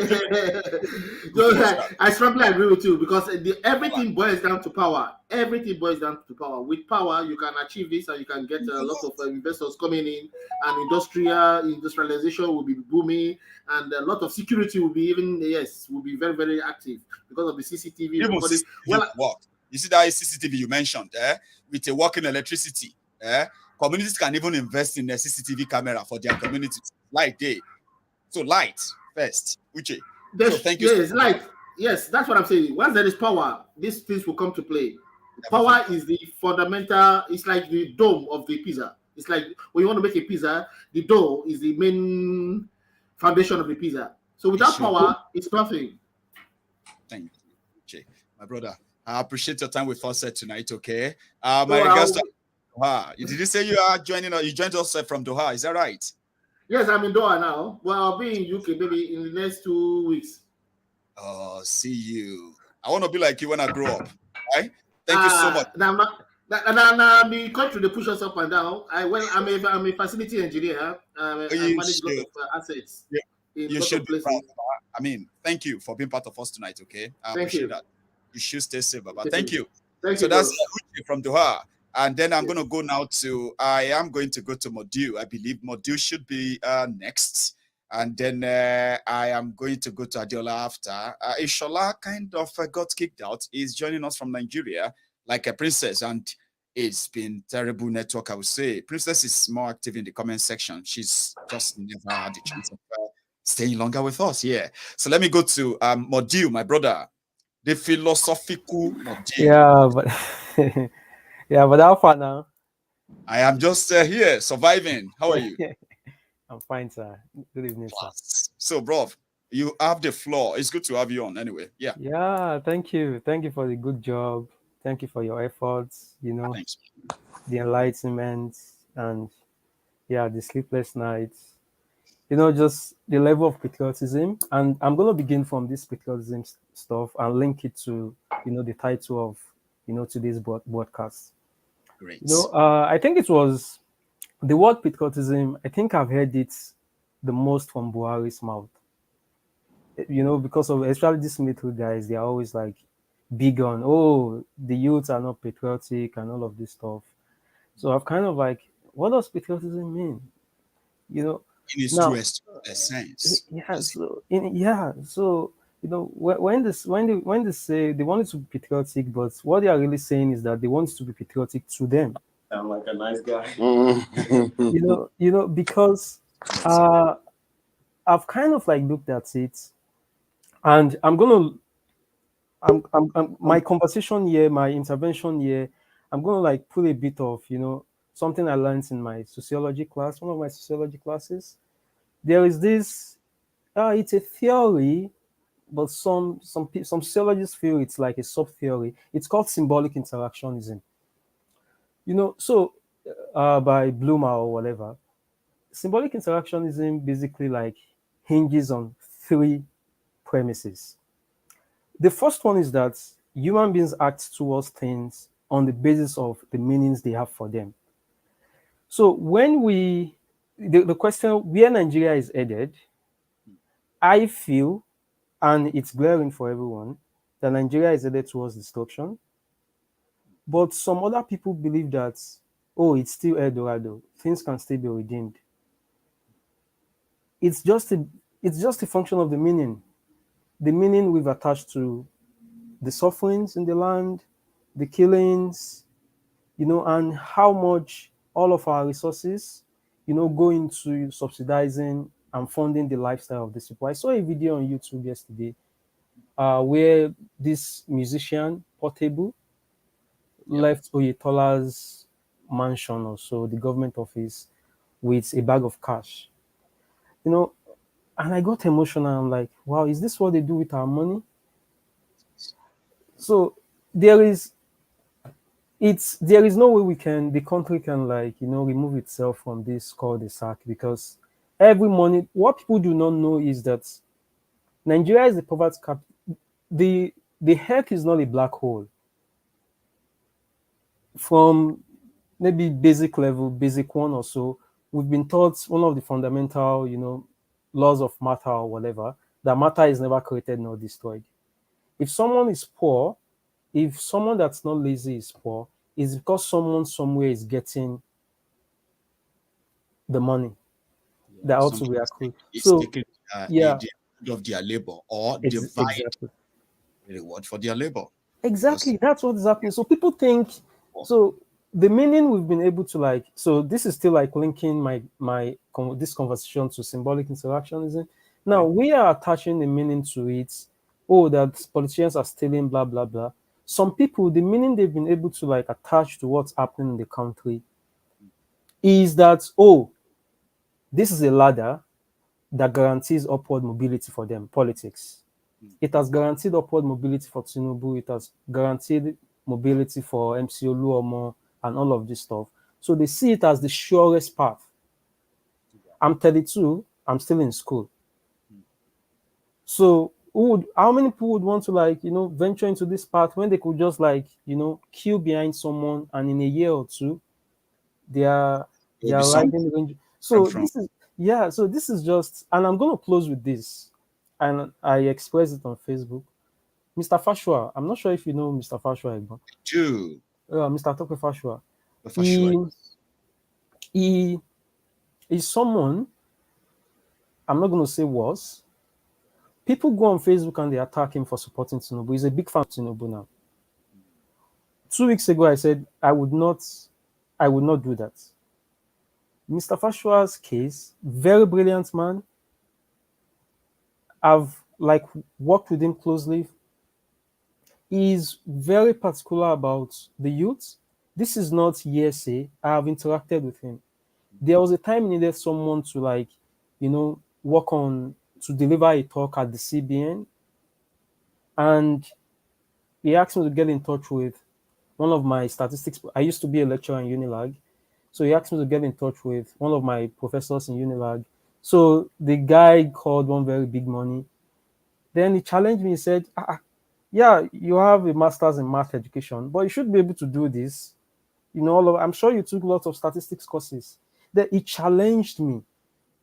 And he paid me really well. I'm like, wow. So now look at him. He created the ANRP platform, but the country frustrated him. Like, it was real frustration. So why not defending his position? So each time people like attack him on Facebook, I say, well, at least I saw what you did. What did he say is his own reasons? You know, people are emotional these days, and they're quite, you know, they can be forgiven. You know, comparing, or should we say, remembering where they are coming from. It's a tragedy.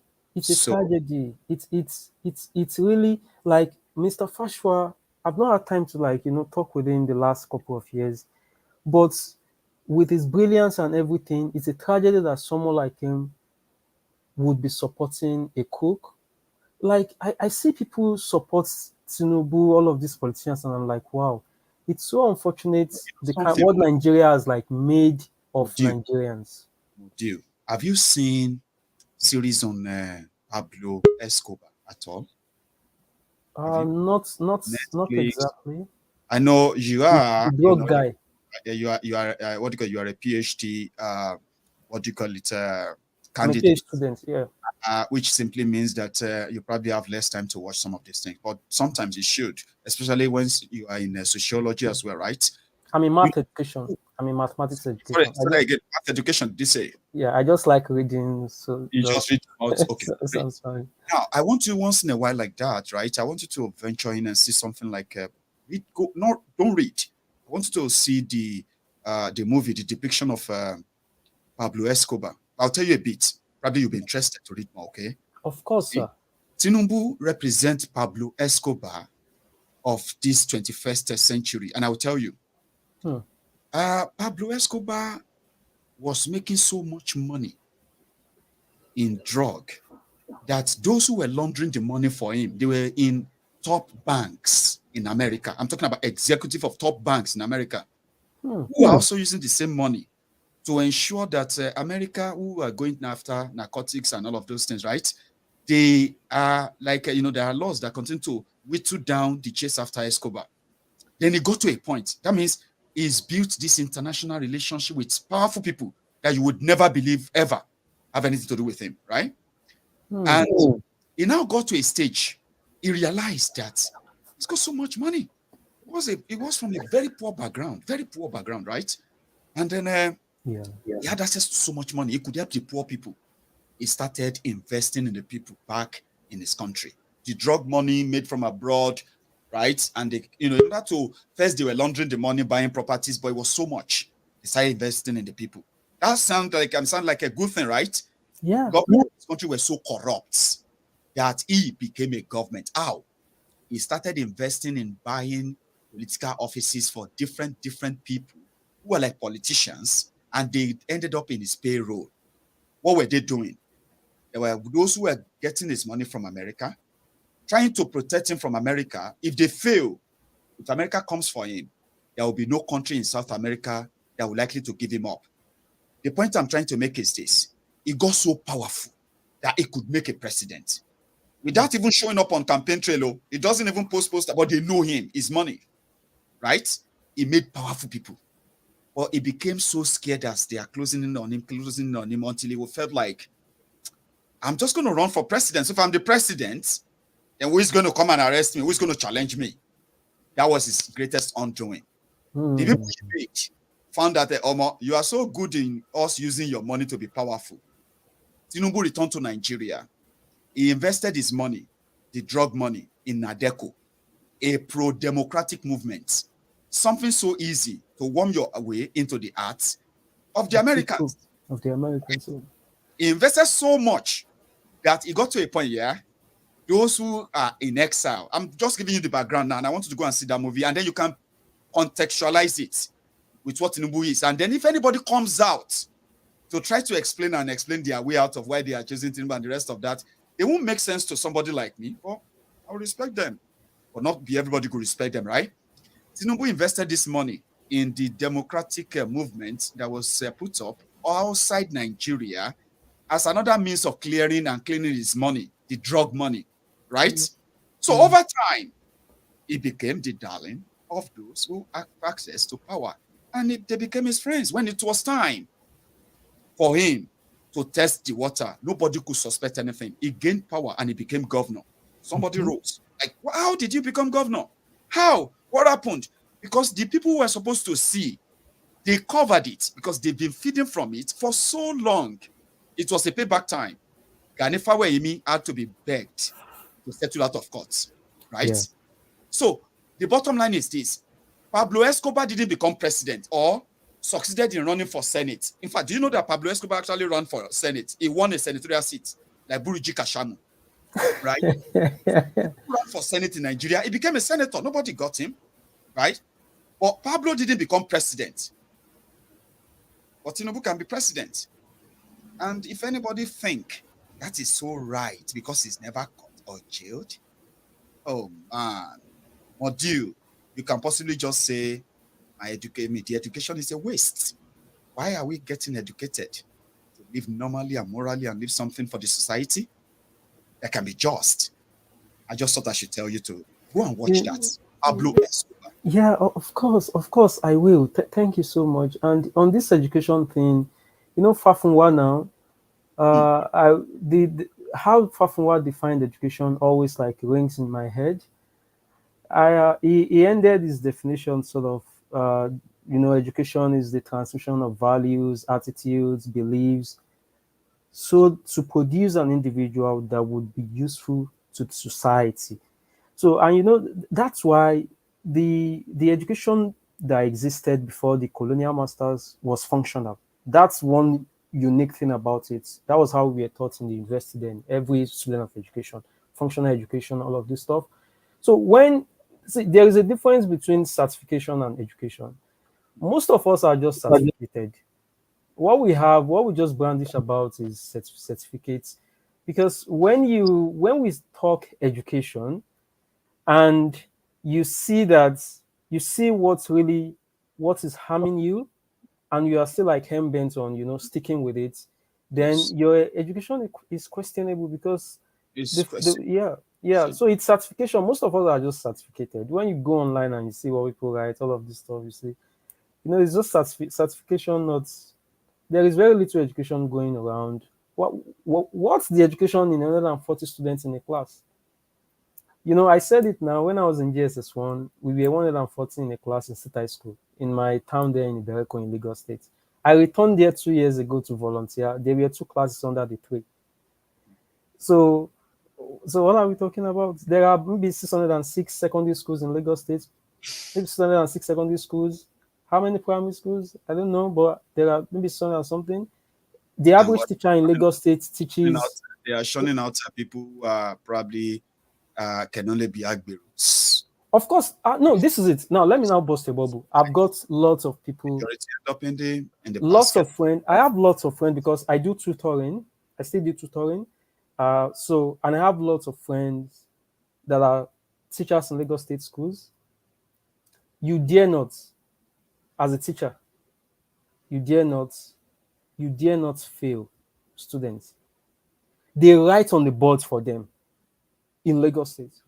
I'm from Lagos. They write on the board. If you are a principal or headmaster, principal is even too much. Headmaster are younger ones that are 3, 4, 5 years old.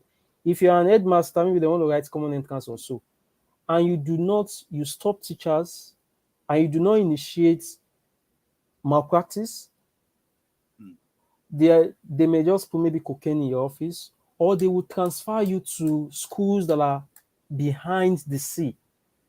Just somewhere. Yes. So when they transfer you there, of course, you would know that it's a punitive action, but they would say it's just a normal thing. So they will transfer you to maybe those places that you have to like maybe move when you get to the seashore. Then you take boats, so that one of these days there would be maybe a storm or whatever, and the next thing you are under the sea. That is what they do in Lagos. I have lots of friends. I'm a teacher, so that is what they do. They would deny it. It's as I'm speaking with you now, they are going to be writing exams in a couple of weeks or so, whatever. There is no secondary school in Lagos State, no senior secondary school, no junior secondary school in Lagos State that they do. You dare not, you must. In fact, I'm not going to like be so specific. One of my friends does not do it. So what they do is that they do not include his name amongst the exam invigilators and all those, or markers and all that. Yeah, they would not. It's a rigged system or deal, we know. And one thing, right? Just to save our time and then give others chance as well. Okay, thank you so much for being part of it tonight. I'll say, and that's always there. Keep it up, and then sooner than later, something is going to give. I don't know. I've always been so positive about that. things can't continue going on like this. And even if people are so hypocrite about it, right? Something is going to flinch. Something is going to give. Hopefully. Yeah, hopefully. Thank you, sir. We'll leave you for tonight, okay? Thank you so much for being part of this, okay? Always, sir. Nice one. Now, this is where we're going to go to, okay, my brother, Yami, my person is here now, but this is what we're going to do. Some of the people who got the slot to speak before, just after Module, some of them have left, except Adeola. So that's where we're going to start from. Adeola will speak. Then after that, Retime Africa will be next. And Jude, sir, you will be the one to round it up tonight. Our time is quickly coming to an end as well. I have enjoyed my conversation with people tonight, People's Parliament, we call it. So I'm going to go straight to Sir Adeola. It's good to see you again. How are you, sir? Hey, Maye, how are you doing today? I am very well. Thank you. Yes, your topic is very predictable, as in the answer is clear. We're heading towards destruction. It's as simple as that, because if you look at the field of anthropology, is zeroed down to ethnography, right? You can predict how someone's going to be. Them Tinubu, them Atiku. You can't, Mod, you mentioned upward mobility. You can't have an upward mobility. You can't have upward mobility. Nigeria is on 100% waiting. We are like 90% dystopia, probably 10% utopia, which is even arguable. Because here in the UK, you could say maybe you have dystopia at 30-20%, or even probably less than that. So average. So the system we practice, is a dystopian system. It can't guarantee you prosperity. It doesn't promote social cohesion because of our faulty constitution. If you want, it is normal to be different. Black people, we are not a monolith. I keep on repeating this all the time. You see a white person, you see three white people, German, French, and probably English. You think they're the same, but they have different cultures. So when they speak, then no, this is English, this is German, this is French, and they cannot coexist. There is no, Baba, it's not a sin to be different. It's not. It's not a sin. Even self-determination is even counterintuitive. We shouldn't self-determine. We are already who we are, right? So fighting for self-determination is like you are laboring for something that is already yours. This is my point, sir. Because trace your history and your civilization. You mastered materials like wood.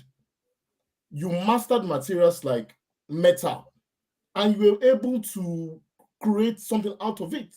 You see my point, sir? So it's not as if you are bereft of something. No, you are not. So let us be honest with ourselves.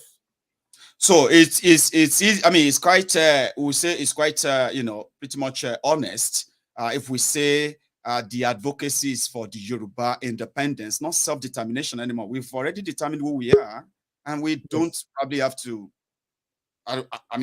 It's like we are playing with English words here now. Help me. Yes. It's just semantics, Baba. It's just semantics. We don't need a soothsayer. We don't need a pastor. When the clouds do gather, then the rain is about to fall. We don't know when the rain will start, but the clouds have already gathered. It's a polarized society, whereby you have the northern candidates of in the guise of Abubakar, you have Emilokon, and you also have Peter Obi obedient. It shows you that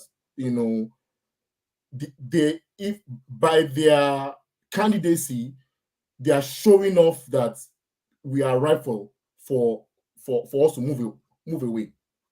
We are ripe enough because you can see the candidates. Baba is clear. You might not have a division maybe next year, but if you have anyone there next year, they're only fast tracking the whole distribution.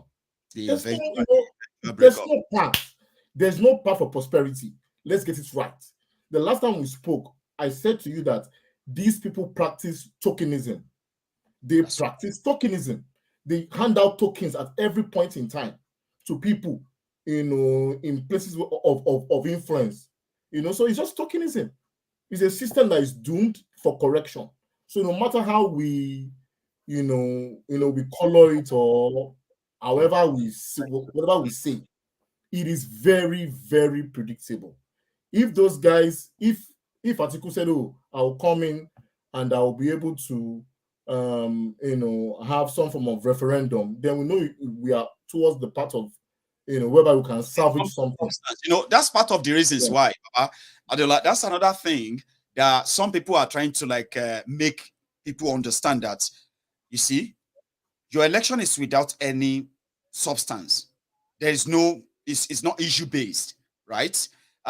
It is all about don't vote for thieves. We are better. We'll give you road. We'll give your children food. We'll give you job. We'll give you light. We'll give you this and that. It's always all about that. Not about issues. It's not issue based. There's no issues. Something that has to do to why are you going for? Why do you want to go into an election? It should be well defined. Chairman, when you weaponize poverty, there's a concept called power distance culture. It's like a band.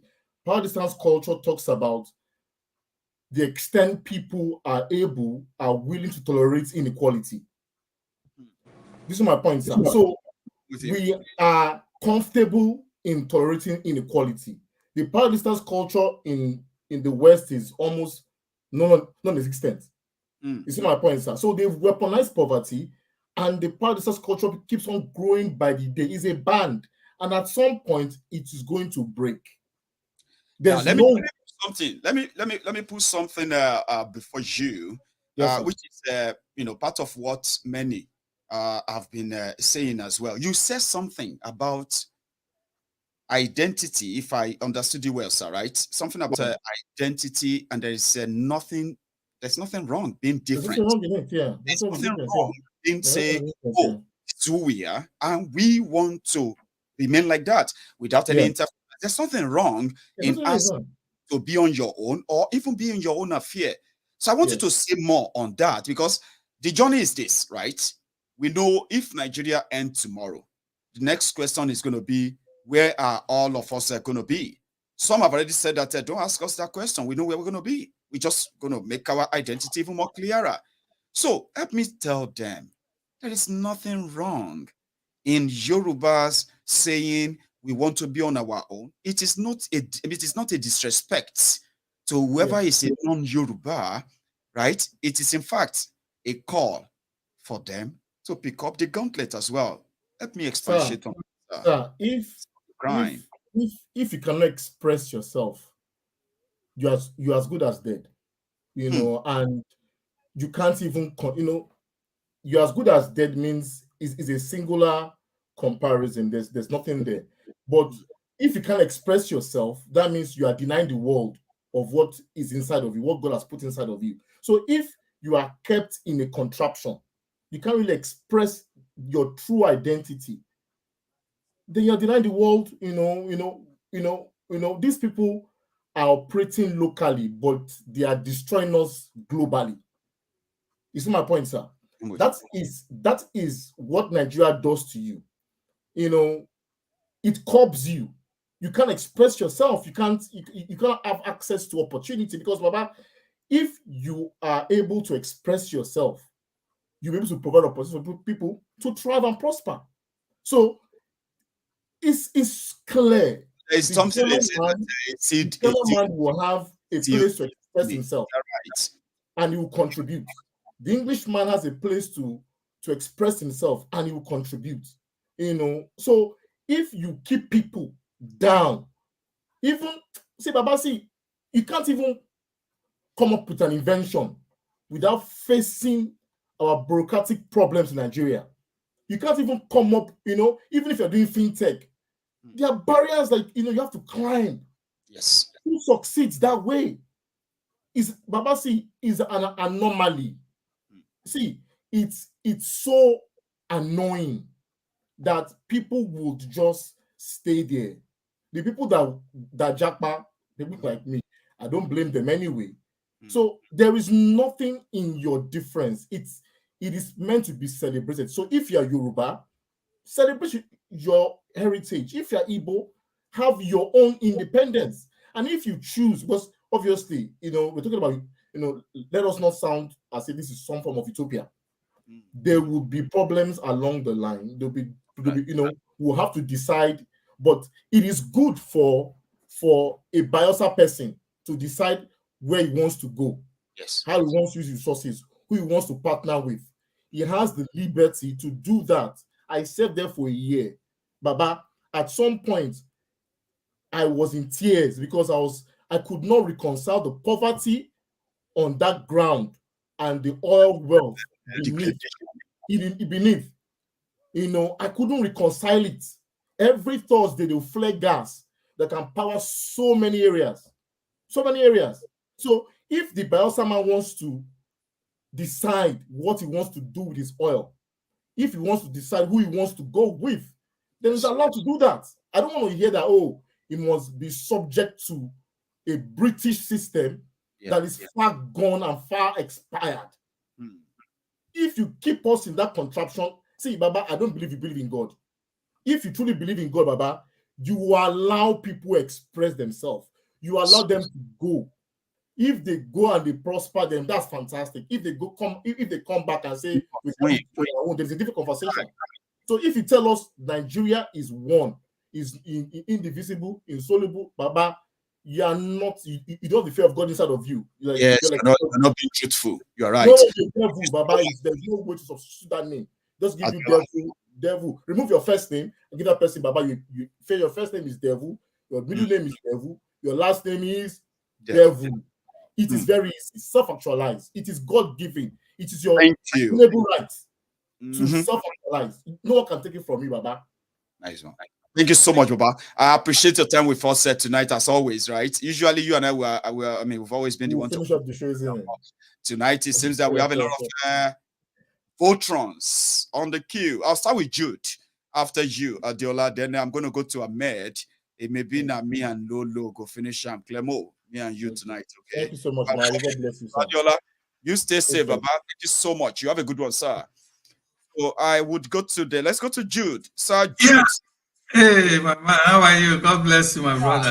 Yeah, we have just about 20 minutes, right? And I know that that 20 minutes is not even enough for one of you. Now we have to share, right? Right. And please have these these two guys in mind. Sure, I will try. Just in addition to what Adela just said, self-determination, it's where people trying to say, you know what, you have suppressed us for too long and for too far.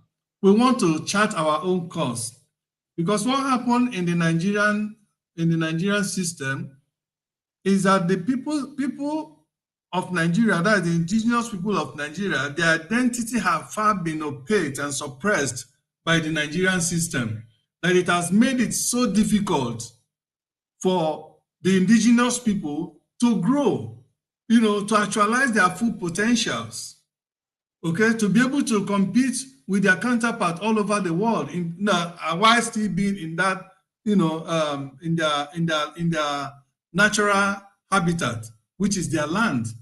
Okay, so what self-determination does is, it's saying we can no longer tolerate being suppressed. Okay, we can no longer be humiliated in our own land. When we want to thrive, you don't want us to thrive by bringing all kind of laws, all kind of system to put us on the ground. We cannot. That's what self-determination does. Okay, Nigeria is at the brink of collapse, and I think this election is going to determine a whole lot of things. Whether Nigeria will continue to go forward, deceiving itself as one country, or break off, so that everybody begin to go to their own various places and begin to have, begin to put measures in place that will enable them to begin to actualize their God-given potentials. You see, Nigeria, ironically, the Nigerian system, ironically, have suppressed their people to their own advantage. For instance, I am an Igbo man. I'm not saying this because I'm an Igbo man.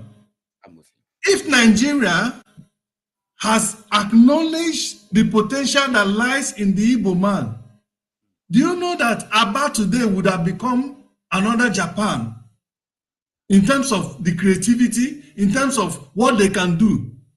Okay, look at all over Nigeria, the kind of businesses an Igbo man can make something out of nothing.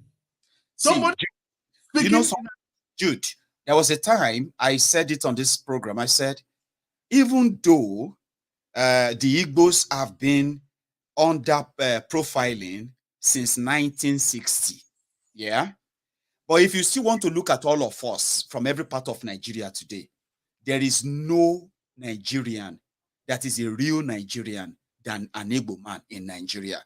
It is you from the Igbo land who believe so much in Nigeria.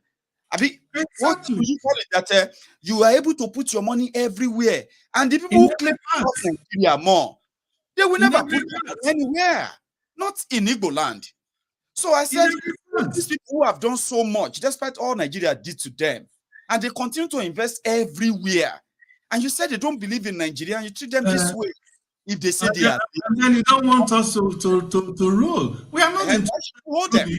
But the point is that, thank you, my brother Maiyegun. You see, it's good to speak the truth, just like Pade Banjo. God, I hope people like him come forward to speak the truth. Hang on, this is a fact. The Igbos fought, they killed the Igbos for Biafra war. But there's no part of Nigeria today that you will not see an Igbo man, which is either small or big business, in that same Nigeria, even though he's still being profiled. But yet they don't want Nigeria, or they don't love Nigeria. But yet those who love Nigeria so much, those who claim, including my own people, Yorubas, we will never just invest our money anywhere. Anywhere. That is the truth. That is the truth. If you go to the eastern side, you hardly can see an Hausa man having a company or a business is thriving in Igbo land, in Imo or Anambra or anywhere. I have never found it. If anybody that is listening to you now can write in a comment and say, this is where. Okay, the same thing applies to my most of my Yoruba brothers. No, it's true. It's fact. I go there and see houses, people, places developed, and they will see, oh, you see this big house, it's an Yoruba man's house. You see this house, it's an Hausa man's house. Compared to any part of Nigeria, you will go there, an Igbo man, no matter how rural that place is, an Igbo man will get in there. His money. And guess what, sir? Some of this money, he has a business that is employing even the people that are there in that community. The Igbos believe even in one Nigeria more than any other person. I dare make myself bold to say that we believe.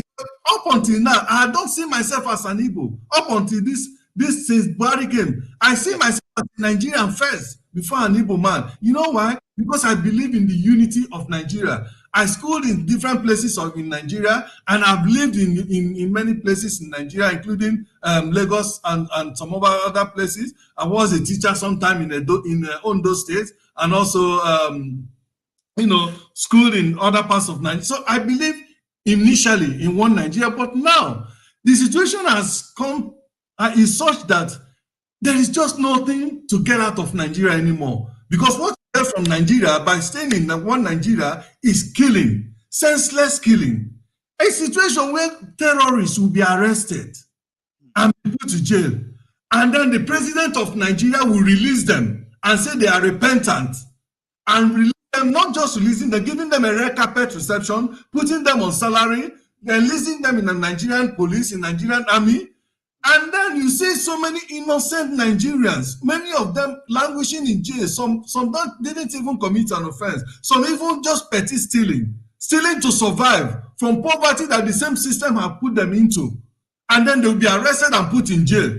And nobody has been able to say, okay, let us, if we can be free Boko Haram, who kill people, who kill even pregnant women, okay? Tear their womb, bring down their children, the fetus in their womb, and smash it. Nobody, all these people that have been doing this heinous crime, they are being forgiven. Why can't they forgive the same other people, all other Nigerians that are in jail? Many of them are just petty thieves. Now, let everybody go. Let everybody go. They have repented. Why is it it's only Boko Haram that repents and they are forgiven? What kind of country is that? How can we stay in a country with such people, with people that have this kind of mind? They have suppressed us. Nigeria would have made progress. We would have become a country that will be reckoned with in this world, if not because of the kind of leadership we have had. And this leadership, majority of which comes from the north. The people in the south, the useless politicians we have in the south, the Igbo stupid politician and the Yoruba politician are only used as a tool. And those people agreed, willingly gave themselves as a tool because of their selfish interests, not because of the interests of their own people, but because of their selfish interests and that of their families, to ensure that their family is guaranteed, not caring about their own people. We can't continue. They can lead the children of the poor to donate exactly. So that they'll come to so that they'll come to worship them. Because Nigerians want to be worshipped. They want to become they want to become a king in a barren land, so that everybody will come and be bowing down and paying obeisance. That is what they want. They don't want, they always are saying that when you live in a society where you are the only rich person, you are indeed poor. You are indeed poor. Because if you are a rich person and you are not helping to uplift somebody next to you, to bring that person up, and you rather want to be giving that person, handout. Everything. In fact, you are not only mentally poor, but you are morally poor. In fact, you are poor in all ramifications. That is not. That is not wealth. You are brave than poor. Thank you so much for tonight. Okay, there's something that you have established tonight with me, which I love as part of this conversation tonight. I wish we have more time. And that fact is what I want everybody to continue to repeat. And I will look for somebody who is going to say, no, it's not true. There is no, if Nigeria was a real place, there is no real Nigerian in truest sense of it, in practice, in deed, and in everything that is other than the Igbos. You have been the only ones who can, the textbook definition of real Nigerians, who can be anywhere in any part of Nigeria. And if the Igbos are treated in a way that they are being treated in Nigeria today, there's no point in lying to ourselves about one Nigeria. This is one of them. Sir Jude, I will spend more time with you some other time, sir. It's been a pleasure. We have so limited a time tonight. So you have a good one, sir. Now, I have somebody who has replaced Ahmed, and that is a Yima, another firebrand. And they come to you, Yima. Now you go finish them. And they go to Clermont. Lolo, people are already hailing you in the comments on YouTube. They said Lolo is on the screen because I didn't know that Adiola was also in the comment in the on YouTube, right? So people were hailing Adiola. Now they're asking Adiola if it's singular or plural. Inside this church, fornication. Here we go. Clermont. Good to that bed. Yeah, my brother. Only they got to disturb comment section. What make me do that? Oh, baby, you single. If you okay, go it in dog Maurice in the comment section. Okay. Pastor Cock, but you okay? In Kilo Abu. I know joy, We'll come back to you know joy. Oh Lord. Those are some of the problems for Nigeria. People are losing focus. And if I say, Pastor, come back to that. Go for it, Clemo. Yeah, Baba, I actually just want to hammer some topics which that teacher or lecturer talked about education in Nigeria. A lot of things have Nikkei leg. They straighten them, or it's very difficult to straighten that K leg. It's just a basic analysis about the foundation of the house. When the foundation collapses, what more can you do except just that's just the only solution.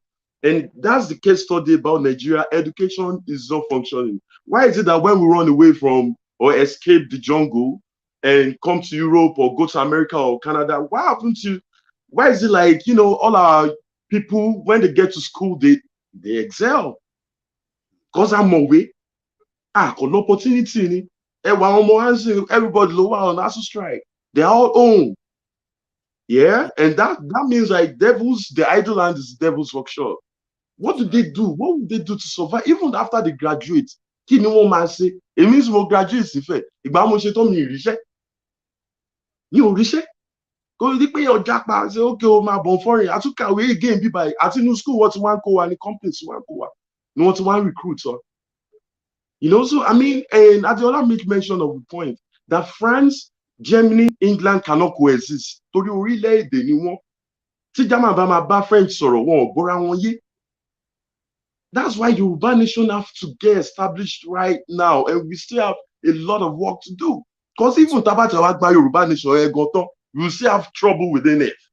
You have to just make that clear. It's not like as soon as you get Yoruba nation, everything will be clean and rosy, and you know, we'll be like we are in the land of honey and everything. No, there's still a lot of work for us to do. So much. This Iboyi, Baba, I doubt it so much that they won't be voting in 2023. With how desperate all these people are. You know, of course, we are still doing our own background grassroots work, but it's very difficult. See, yeah. Insensitivity.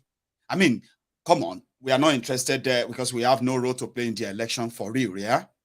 But is this one of the reasons why we are like, who wants to be part of this whole mess in the first place? People who are so insensitive, they seem to be living in their own different world.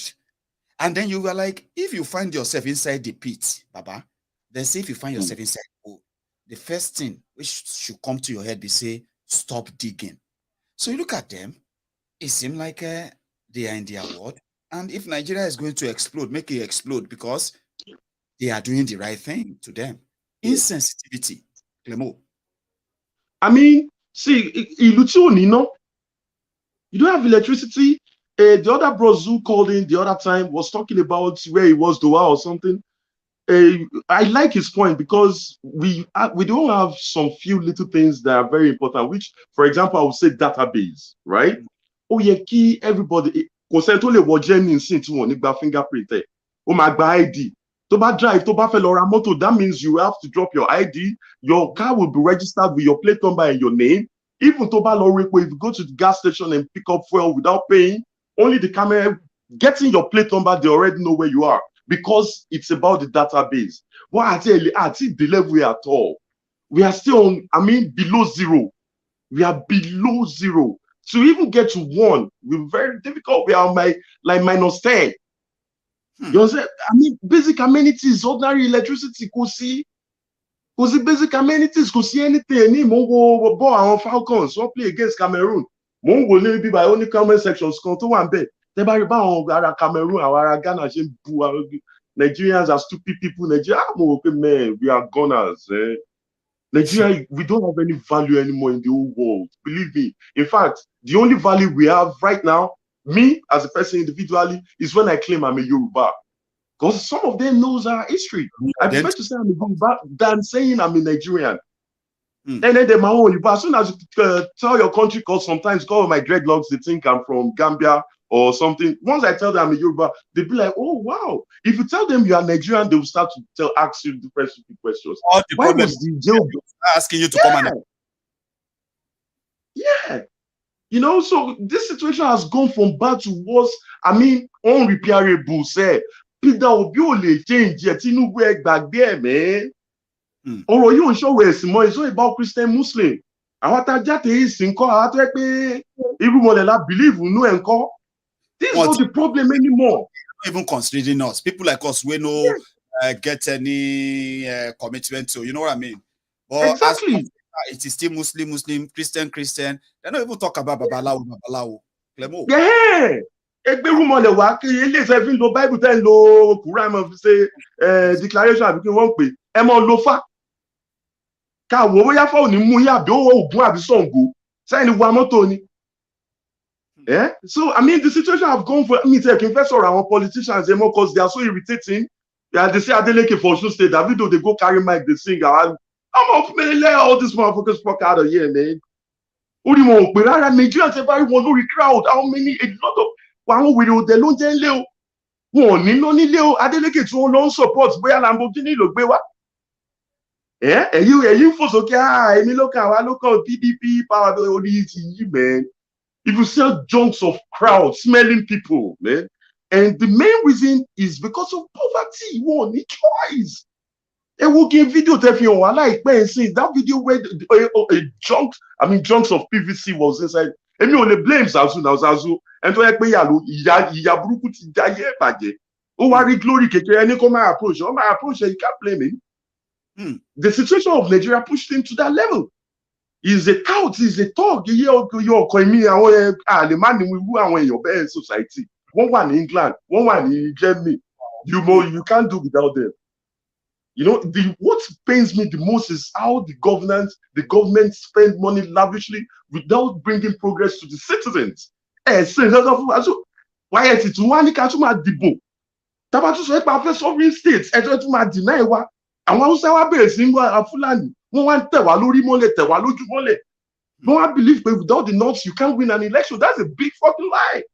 Wọ́n parọ́ fún wa torí ngba census ọkọ̀ọ̀kan. One husband we claim he have 70 kids and 15 wives. And the national population, our officials, they don't have any right to go inside their houses and count how many kids or how many wives they have. They are not allowed to see their wives too. And they are now, of course. And now you claim to us that they are more than us. They are not more than us. In the whole world,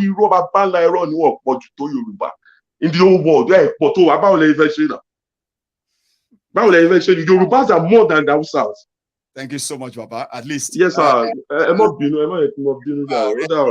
know. It's like I'm going to go and grow. You see, I'm a bit confused now, yeah? And I hate being confused, right? These guys, people are seeing two guys on my screen with dreads, right? And making passes at Yima. That Yima is good too. I've read that, right? Now, people who have seen who have seen Clement, right?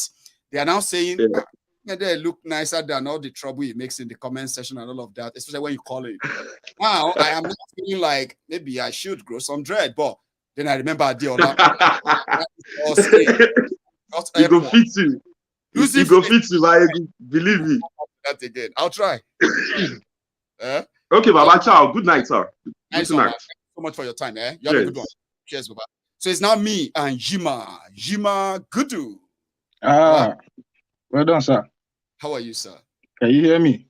Loud and clear. Can you hear me? Kushe, Baba. I can hear you. So it's me and you. I is the young man, by the way. Let's start with that. In the sleep for coach to the other side. I just look at. This is a gentle. How's Agbeke? She's fine. And little Layla. She's fine there, suckling. And Akin has been a big brother too. Very impressive. He has to. He has no choice. Thank you. Baba, the storm is brewing. Is it draft season? Until draft new players, like Dubai. You don't go bring them from Dubai. So the set is now complete. Remain the football where they go play, Abi. And they just blow with the whistle, make the kick off. Everybody go scatter. Asheshebere. Shebi, Kolu don't go pick jihadist. My brother, I wonder. It shocked me. Make I no lie you. Though not too shocked, but I just nothing they shock me. Nothing they shock me when it comes to Nigeria. Nothing they shock me. No, I don't insulate myself. Now me go come carry heartache for people who no get sense. We don't want get sense. I'll come carry heartache. No be my Panadol. So you are of waste no emotion gang. You don't waste people anymore. A mini president was there. Yeah. I know the for waiting. See, Shebi Kolu don't go picking choice, Abi. Jihadist, Abi. What you are telling at the other time, say this election is going to go down between tribal and religious lines. What happened when he picked the jihadists from the northeast? The APC Christians started decamping. It's confession time now. See them confessing all over the net. Everyone, I'm APC, but I cannot. Okay. Now you know you're APC and you cannot be. Thunder fire you there. Now go here when. All of them are coming out. See, all the rats are coming out from the holes. Yeah. We go see now. I am not bothered. I'm just looking at them. And for obedience, I like what you're doing. You are gathering enough courage. Do what you have to do. But let me tell you that Nigeria has a funny way of disappointing and dashing your hopes. When it gets to that stage, well, what's the it's your choice. It's still your choice. Asking, are you going to japa when they muscle you out eventually? Are you going to try and japa from Nigeria, or you're actually going to give it a showdown and say, no, we know you're going to do this to us, right? They've told us you're going to do this to us. No, we're not going to take this. We have faced them. But I have not heard them talk about Plan B, Yuma. Like Who are you going to face? One shot. As it be now, Peter B like one bullet. We remain. And they can't miss. So if they fire, you miss? The same everybody just go by and cough. Computer forward and say, I submit to Nigeria. I'm a slave. For now, no fight again. Oh, chicken. How is just a chicken? Oh, Mary. That is exactly how it's going to end up if if all of this is going on. Because who you want go fight? The repentant terrorists where they don't put for inside army. Those ones when they hear go come now, they just do what they want to do, and you already have results for it. So me, if you ask me, we are just about to see a showdown, because Atiku now is going to try to mend fences, as he said, with the PDP, people, BK and Co, BK Otom and Co. Of a thing, because as it is now, it seems that so many kind of states as we speak are going to come under that level of OB movement, stopping them and taking over and all of that, and that some of these governors will not even be able to deliver anything to either PDP or APC. I might have spent a lot of time in the space of the obedient. Trust me, this guy talks as if to say, now this time or no other time. So may they carry on now. May they carry on with they see. We that know what you see what David. Tell me. Go on. You see what David, the article David did. God bless that guy. If some people get brain, bros. Some people get brain. That guy spelled it out. You know what? You know when you did secondary school, they give you primary school, they give you spelling. The guy spelled everything 10 over 10 out. So it's not left for people to know who they are voting. And if you vote and the person goes into power and you come out tomorrow online, you're begging for support or opening GoFundMe or what, man, they can't insult me and me myself personally, I go give you they never give that kind of person. I go call it, man. Let me not go into all of that. Let me not go into all of that. But to me, it seems like there's a showdown coming, and that is how I see it. Well, there's a serious showdown coming, and I know I'm not encouraged by that. So we are just going to and wait for the fallout. By the way, Yima, that's what I wanted to say earlier. That some of us know that they have the resources to tear themselves apart. Until the emergence of the OB movement, we were expecting them to tear themselves apart. And from the the fallout of that, we'll join hands with them and help, peacefully break this up. But it seems that the obedient are now, second on the table, that are ready to take PDP, APC for their run. But there's so much. To be honest with you, I wish them luck. I wish them very good luck, because the structure of that country is wrong. The structure of that country is wrong. I know. And if you insist on that structure, which comprises of the 1999 Constitution, which hands over enough power to one person to decide the future of over 200 million people, we will not go anywhere. We have not even started cracking the problem yet. Thank you so much, Yima. Let me run it up now and call it a night. Somehow. Well done. Please greet your family for me. Thank you so much, Yima. No problem. Nice one, man. Thank you very much. Sorry, I have someone who is just trying to join us. I have about 3 people who are also still on the queue, but our time is so up. I want to say thank you to every one of you for tonight. I decided to have the People's Parliament as we promised to be doing every week, but we've not had that in a while. Then maybe bringing it back will get many of you to be interested and join us next time. So the time is up, and thank you for your time. Share the broadcast if you are just joining, and if you haven't, like it as well if you enjoyed the convo tonight. Whichever way, I am going to see you next time if you would be joining us. So thank you and good night to all of us.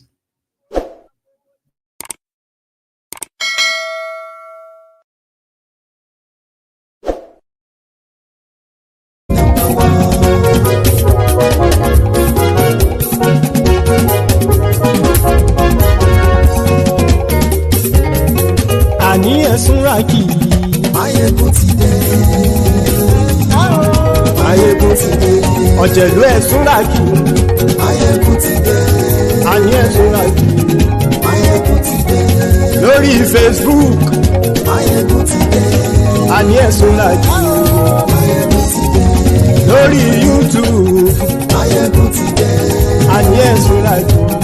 Maiyegun ti dé. Bọ́ bàbá gbé wúrẹ́. Àní ẹ̀sùn rákì. Maiyegun ti dé. Ijó ìgbádìyẹ. Àní ẹ̀sùn rákì. Maiyegun ti dé. Pẹ̀sìdó bá rúfin o. Àní ẹ̀sùn rákì. Maiyegun ti dé. Kí gómìnà kówó jẹ. Àní ẹ̀sùn rákì. Maiyegun ti dé. Ọlọ́pàá tí ń darí bá. Àní ẹ̀sùn rákì. Maiyegun ti dé. Aṣòfin tí ń rúfin o.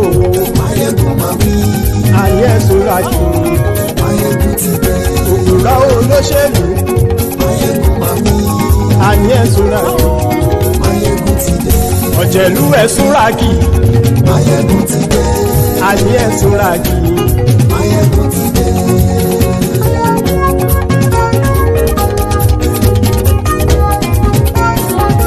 Maiyegun ti dé. Gbogbo ọ̀jẹ̀lú ẹ̀sùn rákì. Maiyegun ti dé. Gbogbo ọ̀jẹ̀lú ẹ̀sùn rákì. Ṣùgbọ́n ní bá ti ṣe èyí tó yẹ kí wọ́n ṣe, ọmọ bá dèrò ní fi wọ́n níran o. Maiyegun ti dé. Gbogbo ọ̀jẹ̀lú ẹ̀sùn rákì. Maiyegun ti dé. Gbogbo ọ̀jẹ̀lú ẹ̀sùn rákì. Ṣùgbọ́n ní bá ti ṣe èyí tó yẹ kí wọ́n ṣe, ọmọ bá dèrò ní fi wọ́n níran. Wọ́n fowó bẹ́ẹ̀ o. Maiyegun ó sọ pé wọ́n ò fẹ́ bẹ́ẹ̀. Wọ́n fowó bẹ́ẹ̀. Maiyegun ó sọ pé wọ́n ò fẹ́ bẹ́ẹ̀. Oníkan ṣáàtì ṣe èyí tó yẹ kí wọ́n ṣe fáwọn ará ìlú tó gbé wọn débẹ̀ o. Maiyegun ti dé. Gbogbo ọ̀jẹ̀lú ẹ̀sùn rákì. Maiyegun ti dé. Gbogbo ọ̀jẹ̀lú ẹ̀sùn rákì. Ṣùgbọ́n ní bá ti ṣe yìí tó yẹ kí wọ́n ṣe, ọmọ bá dẹ́rọ̀ ò ní fi wọ́n níran. Kì máa yí ṣe eré, ọ̀rọ̀ yìí kì í ṣe ẹ̀fẹ̀. Kì máa yí ṣe eré, ọ̀rọ̀ yìí kì í ṣe ẹ̀fẹ̀. Ẹni bá ti lè lẹ́bọ̀ lẹ́rù o, ọmọ bá dèrò kàṣàyè tú wọn síta. Maiyegun ti dé. Gbogbo ọ̀jẹ̀lú ẹ̀sùn rákì. Maiyegun ti dé. Gbogbo ọ̀jẹ̀lú ẹ̀sùn rákì. Ṣùgbọ́n ní bá ti ṣe yìí tó yẹ kí wọ́n ṣe, ọmọ bá dẹ́rọ̀ ò ní fi wọ́n níran. Tẹnitẹni ọmọ Maiyegun ọ̀rẹ́ ara ìlú mọ̀mọ́ ni mo fọlọ́run ṣọ́ ẹ̀ bá kìlẹ́bù. Lóòótọ́ olódodo ìlú ọ̀tá ìlú mọ̀mọ́ ni ìwọ ṣá máa ń ṣọ́ra kò sì mọ́ bẹ̀rù. Bọ́tà ń lé ibo níṣègùn lé káwọn mọ̀mọ́ fi ṣera wọn ni ó ti dẹrùn tí wọn ò gbọ́dọ̀ sì mọ́ bẹ̀. Èèpo ọ̀bọ lọmọ bá dérò tàjẹ́ ò gbọ́dọ̀ jẹ́, ó ti jọba lórí abínú ẹni kò sì mọ́ fòyà. Àìsíwọ́lu ní ẹnìkẹ́ ìgbódì ẹyin lábàrá o, ó kó ẹni tó bá dán wò á kàmù. Maiyegun ti dé. Gbogbo ọ̀jẹ̀lú ẹ̀sùn rákì. Maiyegun ti dé gbogbo ọ̀jẹ̀lúwẹ̀ súnra kì o ẹ̀yin bá ti ṣe èyí tó yẹ kí wọ́n ṣe ọmọ bá dèrò òní fi wọ́n níran o. Maiyegun ti dé gbogbo ọ̀jẹ̀lúwẹ̀ súnra kì. Maiyegun ti dé gbogbo ọ̀jẹ̀lúwẹ̀ súnra kì. Ṣùgbọ́n ní bá ti ṣe yìí tó yẹ kí wọ́n ṣe ọmọ bá dẹ̀rọ̀ òní fi wọ́n níran.